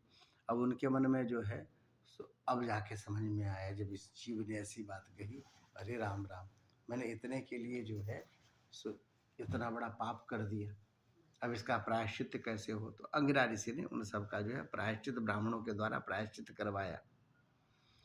और अंगिरा और नारद जी के उपदेश से विवेक बुद्धि जागृत हो जाने से राजा जो है वहाँ से बाहर निकल आया, अपने राज्य से बाहर निकल आया। और फिर क्या किया,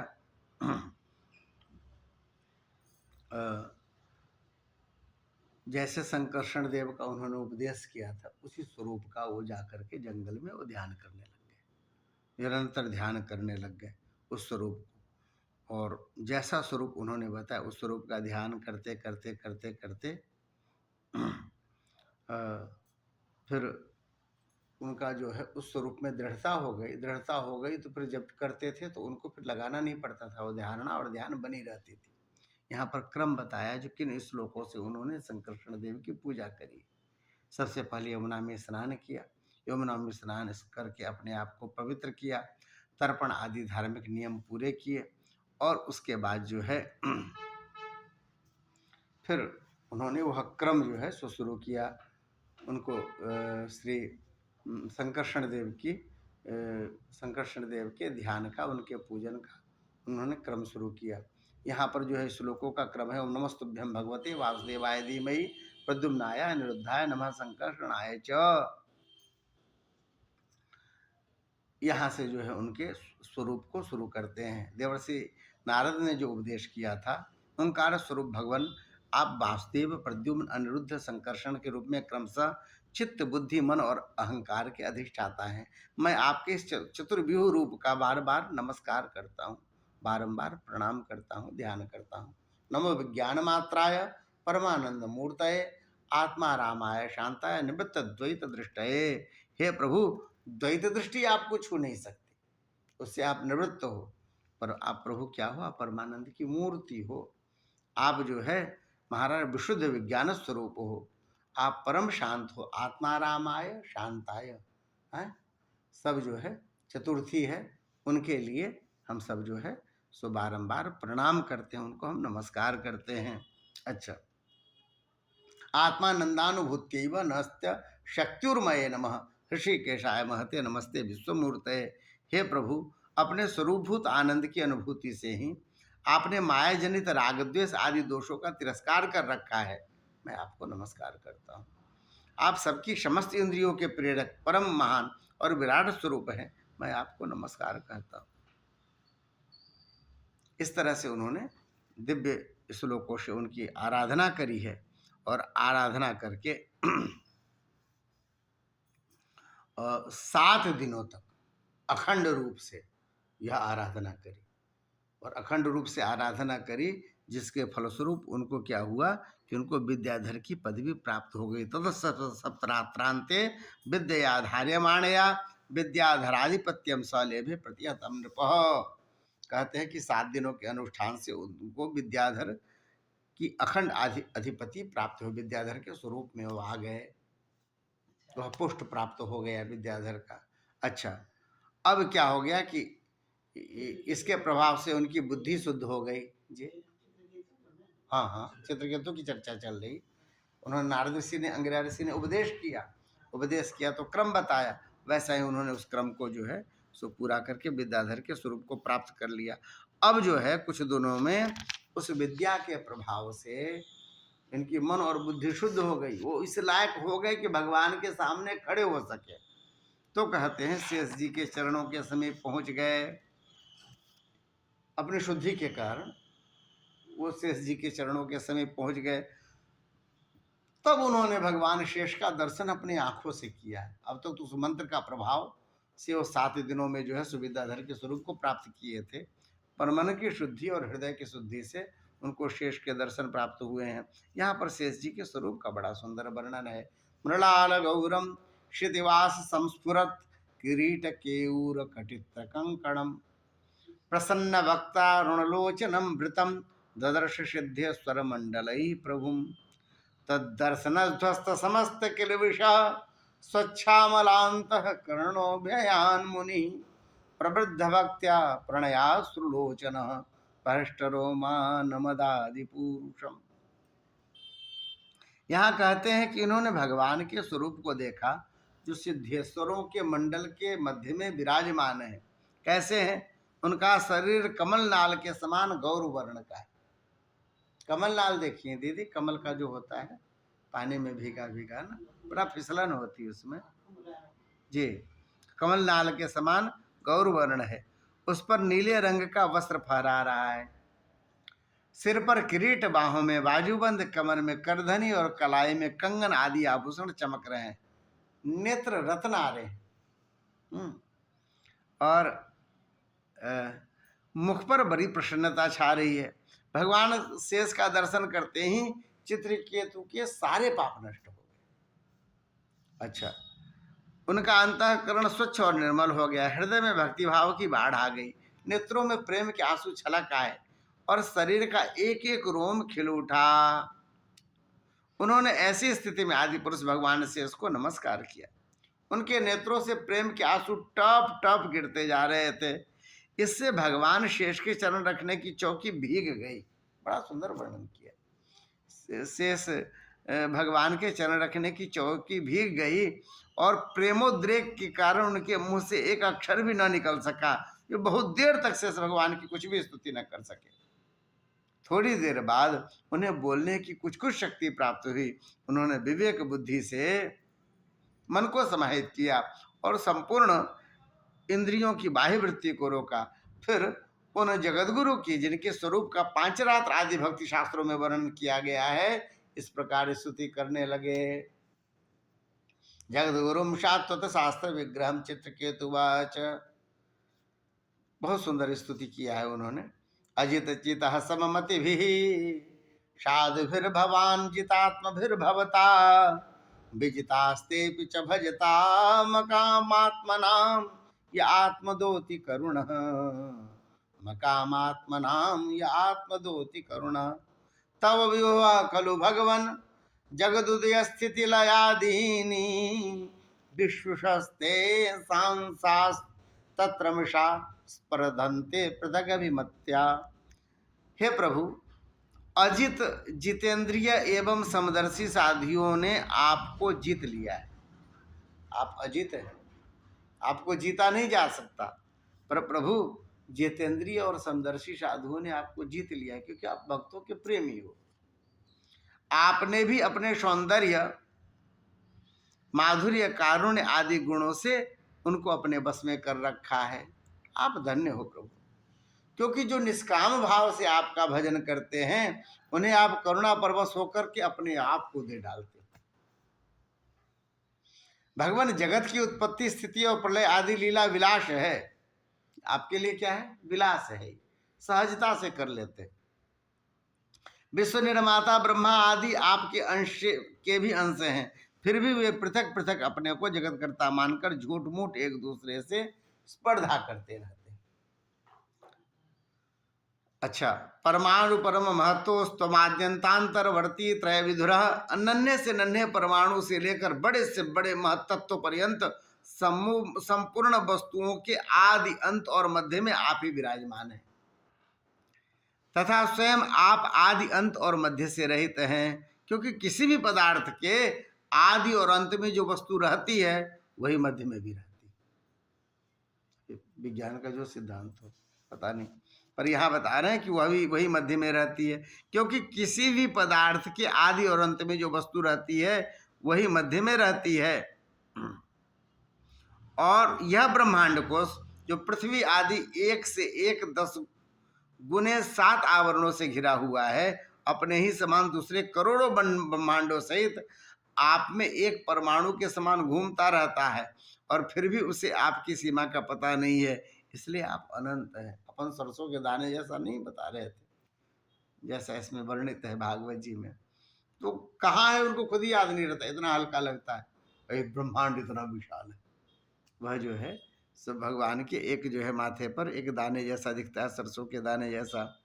जो नरपशु केवल विषय भोग ही चाहते हैं, वे आपका भजन न करके आपके विभूति स्वरूप इंद्रादि देवताओं की उपासना करते हैं।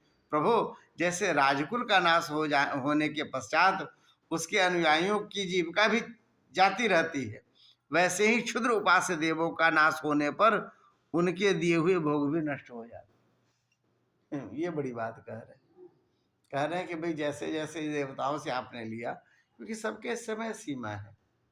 जैसे कंपनी से जो लेते हैं उसकी एक्सपायरी डेट होती, छोटी होती है, आखिर समाप्त तो सब होता है, पर प्रकृति जो रखती है उसको फिर 100 साल तक रखती नहीं। लोग हिमालय से निकालते तो कहते 10,000 साल पुराना हड्डी मिला है, नहीं, तो सबके अपने डेट हैं, पर धीरे धीरे वो बढ़ते रहते हैं। तो हम लोग यदि देवताओं से लेते हैं तो उसकी समय सीमा कम है। वही ठाकुर जी से जो प्राप्त होता है वह, क्योंकि वो ठाकुर जी के अधीन है, जो अब मशीनरी है वह आपके अधीन है, प्रकृति परमात्मा के अधीन है, तो उसकी उसकी एक्सपायरी डेट भी बड़ी होगी। प्रकृति परमात्मा के अधीन है, वहाँ जो रहता है सुरक्षित। कहते हैं कई बार तो धरती में सुरक्षित रह जाता है, उसमें से निकलना। ये जो तक्षशिला आदि की जो खुदाई हो रही है और हड़प्पा ये सब जो खुदाई होती है, तो धरती ने सुरक्षित रखा है उस समय के नगर को, उसको जैसे भी जिस रूप में रखा हो। नहीं तो ज्वालामुखी कहाँ बचा है छोड़ने वाली, सब कुछ उड़ा करके उसमें से घड़े और ये सब निकलने लग जाते, सिक्के वगैरह सब जल जाते, नष्ट हो जाते। अब परमाणु बम की चर्चा सुन रहे थे, हिरोशिमा नागासाकी पे जो गिराया, तो बताते हैं उसकी ऐसी स्थिति होती कि पूरा आदमी भाप बन के उड़ जाता है, कुछ बचता है। ये जो लोहे और ये सब है ना, ये सब भी सब गल के बह जाते हैं, इतना ज़्यादा टेम्परेचर हो जाता है। फिर कहाँ से कुछ संस्कृति बचनी, कहाँ कुछ होना। प्रलय तो उससे भी भयानक, फिर भी ठाकुर जी की इच्छा होती है तो वह सब सुरक्षित रखा जाता है और सब संभाल लिए जाते हैं। यहाँ पर बताते हैं कि प्रभु आप ज्ञान स्वरूप और निर्गुण हैं, इसलिए आपके प्रति की हुई सकाम भावना भी अन्यान्य कर्मों के समान जन्म मृत्यु रूप फल देने वाली नहीं होती। जैसे भुने हुए बीजों से अंकुर नहीं उगते, क्योंकि जीव को जो सुख दुख आदि द्वंद्व प्राप्त होते हैं वे सत्वादि गुणों से ही होते हैं, निर्गुण से नहीं होते। जो द्वंद्व प्राप्त होता है संसार में वह सत्वादि, सत्व रज तम, इन्हीं से होता है, और कहते हैं निर्गुण से नहीं होता। हे अजित, जिस समय आपने विशुद्ध भागवत धर्म का उपदेश किया था उसी समय आपने सबको जीत लिया, क्योंकि अपने पास कुछ भी संग्रह परिग्रह न रखने वाले, किसी भी वस्तु में अहमता ममता न करने वाले आत्माराम सनकादि परमर्षि भी परम साम्य और मोक्ष प्राप्त करने के लिए उसी भागवत धर्म का आश्रय लेते। वह भागवत धर्म इतना शुद्ध है कि उसमें सकाम धर्मों के समान मनुष्यों की वह विषय बुद्धि नहीं होती कि यह मैं हूँ, यह मेरा है, यह तू है और यह तेरा है। इसके विपरीत जिस धर्म के मूल में ही विषमता का बीज बो दिया जाता है वह तो अशुद्ध, नाशवान और अधर्म बहुल है। ऐसे पहले दिन आपको कथा में बताया कि महाराज संपत्ति है, पर संपत्ति तब बांधती है जब हम इसको अपना मानते हैं, और संपत्ति को छोड़ दें तो भैया इस रूप में भी देखते भैया जो कुछ भी ठाकुर जी ने दिया हुआ है सब ठाकुर जी का ही तो स्वरूप है। संपत्ति सब रघुपति का आई, परमात्मा का दिया हुआ है यह व्यवस्था सब कुछ। तो उस व्यवस्था को देखा तो उसको सुचारू रखना, सुदृढ़ रखना यह भी कर्तव्य है, बिना मोह माया के। जब हम यह मानने लग जाते हैं यह मेरा है, यह मेरे अधिकार में है, मेरे अनुसार सब कुछ चलना चाहिए, तब वहाँ पर भी अभिमान आपको। और यह मान के चले ठाकुर जी की व्यवस्था है, हमें दिया हुआ है ठाकुर जी ने, जब तक दिया हुआ उसकी व्यवस्था हम संभाल करके अच्छे से रखेंगे, यह परमात्मा का मंदिर है, हृदय की शुद्धि होती। यहाँ पर यही बात बता रहे हैं। अच्छा, कहते हैं यह मनुष्य योनि ज्ञान और विज्ञान का मूल स्रोत है। जो इसे पाकर भी अपने आत्मस्वरूप परमात्मा को नहीं जान लेता उसे कहीं किसी भी योनि में शांति नहीं मिल सकती। राजन, सांसारिक सुख के लिए जो चेष्टाएं की जाती हैं उनमें श्रम है, क्लेश है, और जिस परम सुख के उद्देश्य से वे की जाती हैं उसके ठीक विपरीत परम दुख देती है। किंतु कर्मों के निवृत्त हो जाने में किसी प्रकार का भय नहीं होता। यह सोचकर बुद्धिमान पुरुष को क्या चाहिए कि किसी प्रकार के कर्म अथवा उसके फलों का संकल्प न करे। जगत के सभी स्त्री पुरुष इसलिए कर्म करते हैं कि उन्हें सुख मिले और उनका दुखों से पिंड छूटे, परंतु उन कर्मों से न तो उन पर उनका दुख दूर होता, न ही उन्हें सुख की अनुभूति ही हो पाती है। जो मनुष्य अपने को बहुत बड़ा बुद्धिमान मानकर कर्म के पचड़ों में पड़े हुए हैं उनको विपरीत फल मिलता है, यह बात समझ लेनी चाहिए। संसार में जिस आशय से भी जिसका आप ग्रहण करते हैं, जिसको ग्रहण करते हैं वह आपको बांधने वाला ही होगा, यह मानना चाहिए। वह आपको मोक्ष प्रदान नहीं करेगा। आत्मा का स्वरूप अत्यंत सूक्ष्म है। जागृत, स्वप्न, सुषुप्ति इन तीनों अवस्थाओं तथा इनके अभिमानियों से विलक्षण है, यह जानकर इस लोक में देखें और परलोक के सुने हुए विषय भोगों से विवेक बुद्धि के द्वारा अपना पिंड छुड़ा ले और ज्ञान तथा विज्ञान में ही संतुष्ट रहकर मेरा भक्त हो जाए। कौन कह रहे? संकर्षण भगवान कह रहे। जो लोग योग माया का तत्व समझने में निपुण हैं, उनको भली भांति समझ लेना चाहिए कि जीव का सबसे बड़ा स्वार्थ और परमार्थ केवल इतना ही है कि वह ब्रह्म और आत्मा की एकता का अनुभव कर ले। राजन, यदि तुम मेरे इस उपदेश को सावधान होकर श्रद्धाभाव से धारण करोगे तो ज्ञान एवं विज्ञान से संपन्न होकर शीघ्र ही सिद्ध हो जाओगे। भगवान श्री हरि श्री चित्रकेतु को इस प्रकार समझा बुझाकर उनके सामने ही वहां से अंतर ध्यान हो गए। ये सब प्राप्त हुआ चित्रकेतु। अब इसके बाद चित्रकेतु की क्या गति हुई? उनको तो ठाकुर जी के दर्शन हो गए, भगवान शेष के संकर्षण के। अब वह आकाश मार्ग में स्वच्छंद विचरने लग गए, क्योंकि विद्याधर हो चुके हैं, उनको विमान उपलब्ध कराई गई होगी। हाँ जी, जैसे विधायकों को टिकट मिलता है फ्री हवाई जहाज का, ये सब का, तो वह स्वरूप इनको भी दिया गया कि भाई आप इसी वस्तु से ज्ञान उनको दिया गया था। मीरा ऋषि, फिर नारद जी, फिर वो जीव, उनका पुत्र जीव, अभी देखिए बहुत सुंदर था। हाँ पुत्र दिया है, उससे तो एकदम सही होगा। तो शेषनाग डायरेक्ट अभी देखिएगा वो खाएगा कहानी। भगवान शेष भी जो है तो उपदेश दिए। मनुष्य का दिमाग कभी नहीं सुना, अहंकार कभी नहीं करता। कहा ना कि वो जो चर्चा थी, जो 7 जन्मों तक चित्त बना ही रहता है, चित्त नहीं छूटता व्यक्ति का, तो फिर प्रकट हो जाता है देख करके, विकार को देख करके। इसलिए विकार है तो सद्विक्रियन्ते, विकार को देख करके भी यदि बुद्धि आपकी सहज है तब तो आप धैर्यवान हैं, और नहीं तो सब कुछ बनाया हुआ है। जब आपको भोजन न मिले और उस समय कहे कि नहीं हम तो व्रत में हैं, तो चल जाएगा। सब कुछ खाने की व्यवस्था हो तब कहे नहीं आज तो हमारा व्रत है भैया, अभी रहने दो। विकार है तो क्षति विक्रियन्ते। तो जब क्रोध की अवस्था हो तब आप क्रोध न करें, जब काम की अवस्था हो तब आप जो है सो काम, आपके मन में कोई कामना ना आए। जिस समय जो है राग की अवस्था हो उस समय आपके मन में राग मोह न हो, तो वही परीक्षा होती है जीव की। यहाँ बता रहे हैं कि महायोगी चित्रकेतु करोड़ों वर्षों तक सब प्रकार के संकल्पों को पूर्ण करने वाली सुमेरु पर्वत की घाटियों पर विहार करते रहे, उड़ते रहे कोटि वर्ष। वह सतयुग की घटना है, क्योंकि उस समय आयु बड़ी लंबी लंबी होती थी। उनके शरीर का बल और इंद्रियों की शक्ति अक्षुण्ण रही, सदा एक जैसी। बड़े बड़े मुनि सिद्धचारण उनकी स्तुति करते रहते। उनकी प्रेरणा से विद्याधरों की स्त्रियां उनके पास सर्वशक्तिमान भगवान के गुण और लीलाओं का गान करती रहती। एक बार वह विमान में सवार होकर के जा रहे थे और उसी समय उन्होंने क्या देखा कि भगवान शंकर बड़े बड़े मुनियों की सभा में सिद्धचारण के बीच में बैठे हुए हैं, और साथ ही भगवती पार्वती को भी अपनी गोद में बैठा करके रखा हुआ है, और गिर न जाए इसलिए से पकड़ के रखा है, आलिंगन किए हुए। यह देखकर चित्रकेतु विमान पर चढ़े हुए ही उनके पास चले गए और भगवती पार्वती को सुना सुनाकर जोर से हंसते हुए कहने लगे।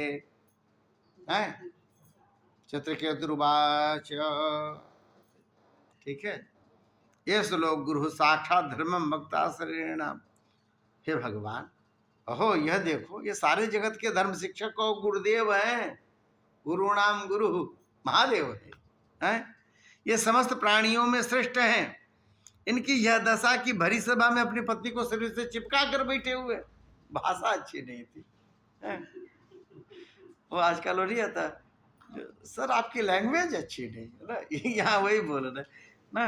हम लोग जब इस कथा को कहते हैं बड़े सहजता से कहते रहते हैं कि लोगों की बुद्धि में आए कि माता पिता के प्रति कैसे भाव होने चाहिए। यहाँ ये कह रहे हैं कि सबके बीच में कहा कि महाराज भरी सभा में आप जो है अपनी पत्नी को शरीर से चिपका करके बैठे हुए, जटाधारी बहुत बड़े तपस्वी एवं ब्रह्मवादियों के सभापति होकर भी साधारण पुरुष के समान निर्लज्जता से गोद में स्त्री को लेकर के बैठे हुए, ऐसा बोला। अंगीकृत स्वयं चास्ते कतरी प्राकृत हो, ये था प्राकृत मनुष्यों की तरह, सोचने समझने की शक्ति नहीं है आपको। प्रायः प्रायशः प्राकृताश्चापि स्वयं राशि विभ्रति अहम महावृद्धरो विवर्ति स्त्रियम।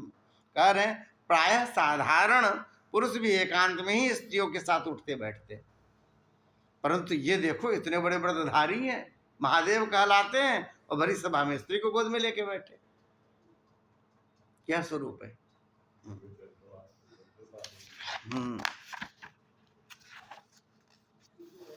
ऐसा बोल दिया उसने, और सच में बोल दिया। अब स्थिति क्या थी भाई, वहां बैठे हुए उपदेश कर रहे हैं, शिला के ऊपर बैठे हुए हैं बाबा, अचानक मैया आ गई। अब मैया आ गई, कहाँ देखे तो बगल में उतनी जगह है नहीं, तो बोले कहाँ बैठोगी, एक काम करो, अब सब जितने हैं सबकी माँ लगती हैं, तो सबके सामने तो वहाँ कैसे बैठे, तो उनको असुविधा होती, तो बोले माँ ऊपर बैठो। कहाँ बैठा, ठीक है गोद में बैठ जाओ, चलो कथा चल रही है बीच में, डिस्टर्ब मत करना, सब बैठे, चलो अम्मा बैठ गई।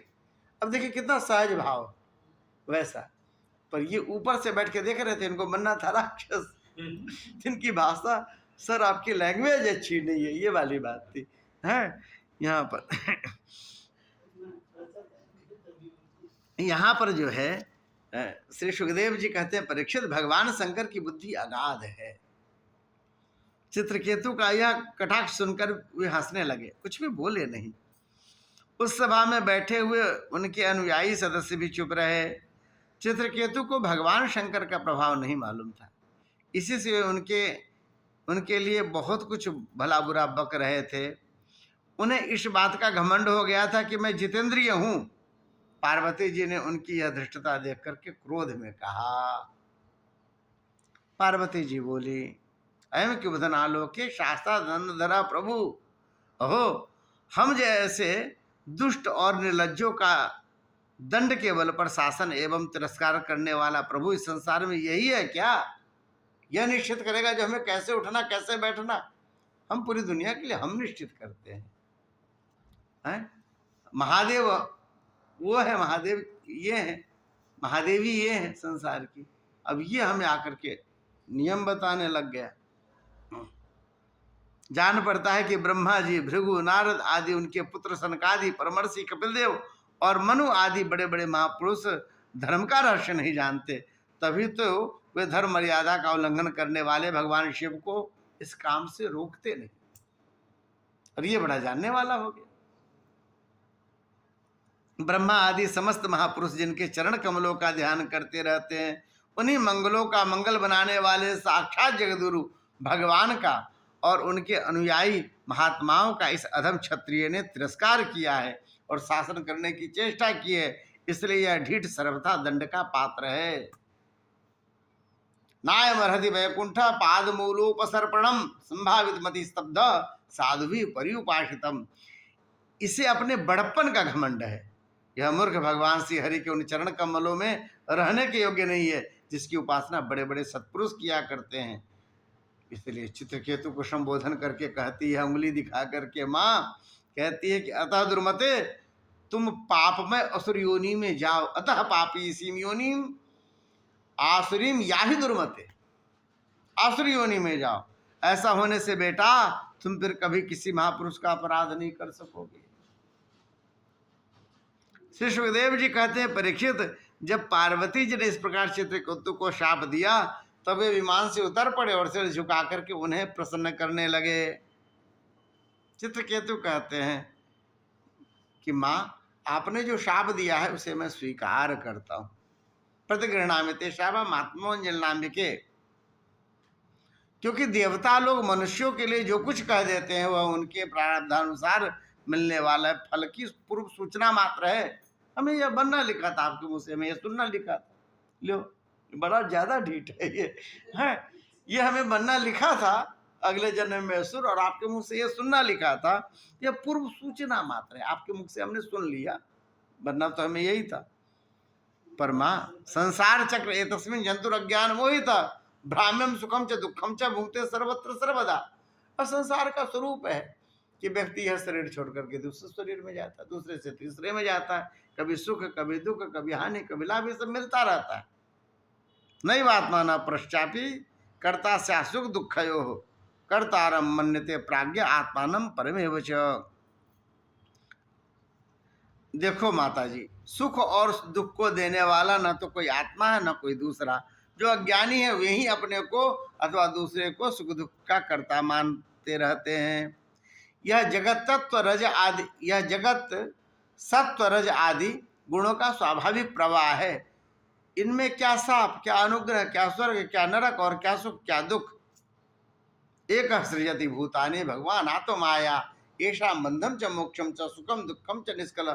कोई अंतर नहीं पड़ा है, इन्होंने सब सुन लिया है, फिर भी यह भाव कि मैं ज्ञानी हूं और मैं बता रहा हूं कि मैं ठीक ही कह रहा था है। और जो आपने कहा ऐसा मुझे स्वीकार है, पर मैंने गलत नहीं बोला। अच्छा,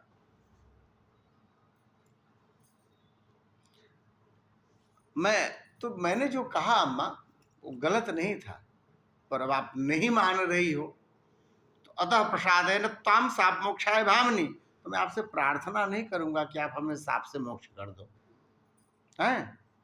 यदि मेरी कोई बात से आपको दुख पहुंचा हो, बोलने का तरीका सही नहीं था, उसके लिए मैं आपसे क्षमा मांग लेता हूं हैं।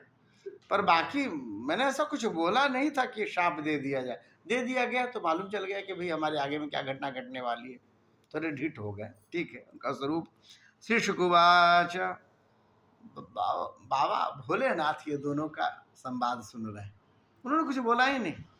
इतना सब उसने बोल दिया, इधर मैया ने खूब उनको भला बुरा बोल दिया, और भगवान भोलेनाथ देख रहे थे। उस समय फिर वहाँ जो है चित्रकेतु उठ करके वहाँ से चले गए।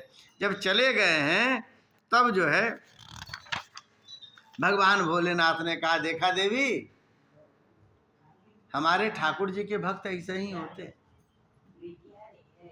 जो कहना था वो कह भी दिया है, जब उसको समझ बूझ के कहना चाहिए था कह भी दिया, और आपसे जो सुनना था सुन भी लिया, कोई फर्क नहीं पड़ा, चल दिया है। यहाँ पर ये हमारे ठाकुर, जो लोग भगवान के शरणागत होते हैं वे किसी से भी नहीं डरते ऐसा, क्योंकि उन्हें स्वर्ग मोक्ष और नरकों में एक ही वस्तु केवल भगवान की समान रूप से दर्शन होती है। नारायण परासर्वे न कुतश्चन बिभ्यति स्वर्गा पवर्ग नरके स्वपितुल्यार्थ दर्शिन। ठाकुर जहाँ रखे, जिस रूप में भी रखे, हम ठाकुर के। देखिए ऐसे झमेलों में भी भोले बाबा अपने लिए अच्छा अच्छा वाला निकाले नहीं, उसमें भी अपने लिए कह रहे हैं कि समान रूप से देखते हैं। जीवों को भगवान की लीला से ही देह का संयोग होने के कारण सुख दुख जन्म मरण और साप अनुग्रह आदि द्वंद्व प्राप्त होते रहते हैं। जैसे स्वप्न में भेदभाव से सुख दुख आदि की प्रतीति होती है और जागृत अवस्था में भ्रमवश माला में ही सर्वबुद्धि हो जाती है, वैसे ही मनुष्य अज्ञानवश आत्मा में देवता मनुष्य आदि का भेद तथा गुण दोष आदि की कल्पना कर लेता है। जिनके पास ज्ञान और वैराग्य का बल है और जो भगवान वासुदेव के चरणों में भक्तिभाव रखते हैं, उनके लिए इस जगत में ऐसी कोई भी वस्तु नहीं है जिसे वे हेय या उपादेय समझकर राग द्वेष करें। अच्छा, मैं ब्रह्मादि सनकादि नारद ब्रह्मा जी के पुत्र भृगु आदि मुनि और बड़े बड़े देवता कोई भी भगवान की लीला का रहस्य नहीं जान पाते। हाँ, भगवान शिव कर रहे हैं अपने नारायण के प्रति, संकर्षण जी के प्रति। ऐसी अवस्था में जो उनके नन्हे से नन्हे अंश हैं और अपने को उनसे अलग ईश्वर मान बैठे हैं, वे उनके स्वरूप को जान ही कैसे सकते हैं। देखो देवी, न है शास्त्री प्रिय कश्चित ना प्रिय स्वपरो विवाह आत्मत्वा सर्वभूतानाम सर्वभूत प्रियो हरि। भगवान का न कोई प्रिय है और न कोई अप्रिय है, न कोई अपना है न कोई पराया है, वे सभी प्राणियों की आत्मा है, इसलिए सभी प्राणियों की प्रियतम है, क्योंकि आत्मा सबको प्रिय होती है। वो है जी प्रिय। यह परम भाग्यवान चित्रकेतु उन्हीं का प्रिय अनुचर है, शांत एवं समदर्शी है, और मैं भी भगवान श्री हरि का ही प्रिय हूँ। इसीलिए तुम्हें भगवान के प्यारे भक्त शांत समदर्शी महात्मा पुरुषों के संबंध में किसी प्रकार का आश्चर्य नहीं होना चाहिए। लग रहा था जितनी बात कर दी तो रोया नहीं है, कि शाप दे दिया, अब हम राक्षस बन जाएंगे। हाँ, उनका आ जाती है फिर अंतिम, जैसा दिया ठाकुर जी ने, जो स्वरूप दिखाया उसमें सहने की शक्ति आ जाती। श्री सुकुबाच, सुखदेव जी कहते हैं, परीक्षित, भगवान शंकर का यह भाषण सुनकर भगवती पार्वती जी की चित्तवृत्ति शांत हो गई, उनका विस्मय जाता रहा। भगवान के परम प्रेमी भक्त चित्रकेतु भी भगवती पार्वती को बदले में शाप दे सकते थे, परंतु उन्होंने उन्हें शाप न देकर उनका शाप सिर चढ़ा लिया। यही साधु पुरुष का लक्षण है। यही विद्याधर चित्रकेतु दानव योनि का आश्रय लेकर त्वष्टा के दक्षिणाग्नि से पैदा हुए और वहाँ इनका नाम वृत्तासुर हुआ, और वहाँ भी ये भगवत स्वरूप के ज्ञान एवं भक्ति से परिपूर्ण ही रहे। तुमने मुझसे पूछा था कि वृत्तासुर का दैत्य योनि में जन्म क्यों हुआ और उसे भगवान की ऐसी भक्ति कैसे प्राप्त हुई। उसका पूरा विवरण मैंने तुम्हें सुना दिया। महात्मा चित्रकेतु का यह पवित्र इतिहास केवल उनका ही नहीं, समस्त विष्णु भक्तों का महात्म्य है। उसे जो सुनता है वह समस्त बंधनों से मुक्त हो जाता है। यह फलश्रुति है। महात्मा विष्णु भक्तानां सुत्वा बंधात् विमुच्यते। और जो पुरुष प्रातः काल उठकर मौन रहकर श्रद्धा के साथ भगवान का स्मरण करते हुए इस इतिहास का पाठ करता है, उसे परम गति की प्राप्ति होती है। जी हाँ जी, या जी जी, बोलिए भक्तवत्सल भगवान की जय। अब 2 अध्याय हैं और अगला वाला प्रसंग ऐसा ही है और सुंदर है, एक दिन उसको सुनाया जा सकता है। 49 मृतों की कथा और पुंसवन व्रत की विधि। कल हम लोग सप्तम स्कंध में प्रवेश कर जाएंगे। चलो चले मरुत 49। हाँ हाँ, सुंदरकांड में।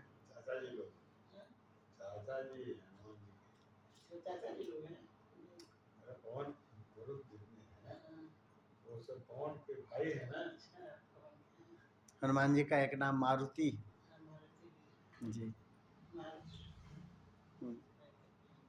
मारुति तो मतलब पुत्र हुआ ना। हाँ, तो मरुत के पुत्र मारुति, वायु पुत्र है ना जी, पवन सुत कहे जाते जी। जी, बोलिए भक्तवत्सल भगवान की जय। अब 2 क्षण जो है भगवान नाम संग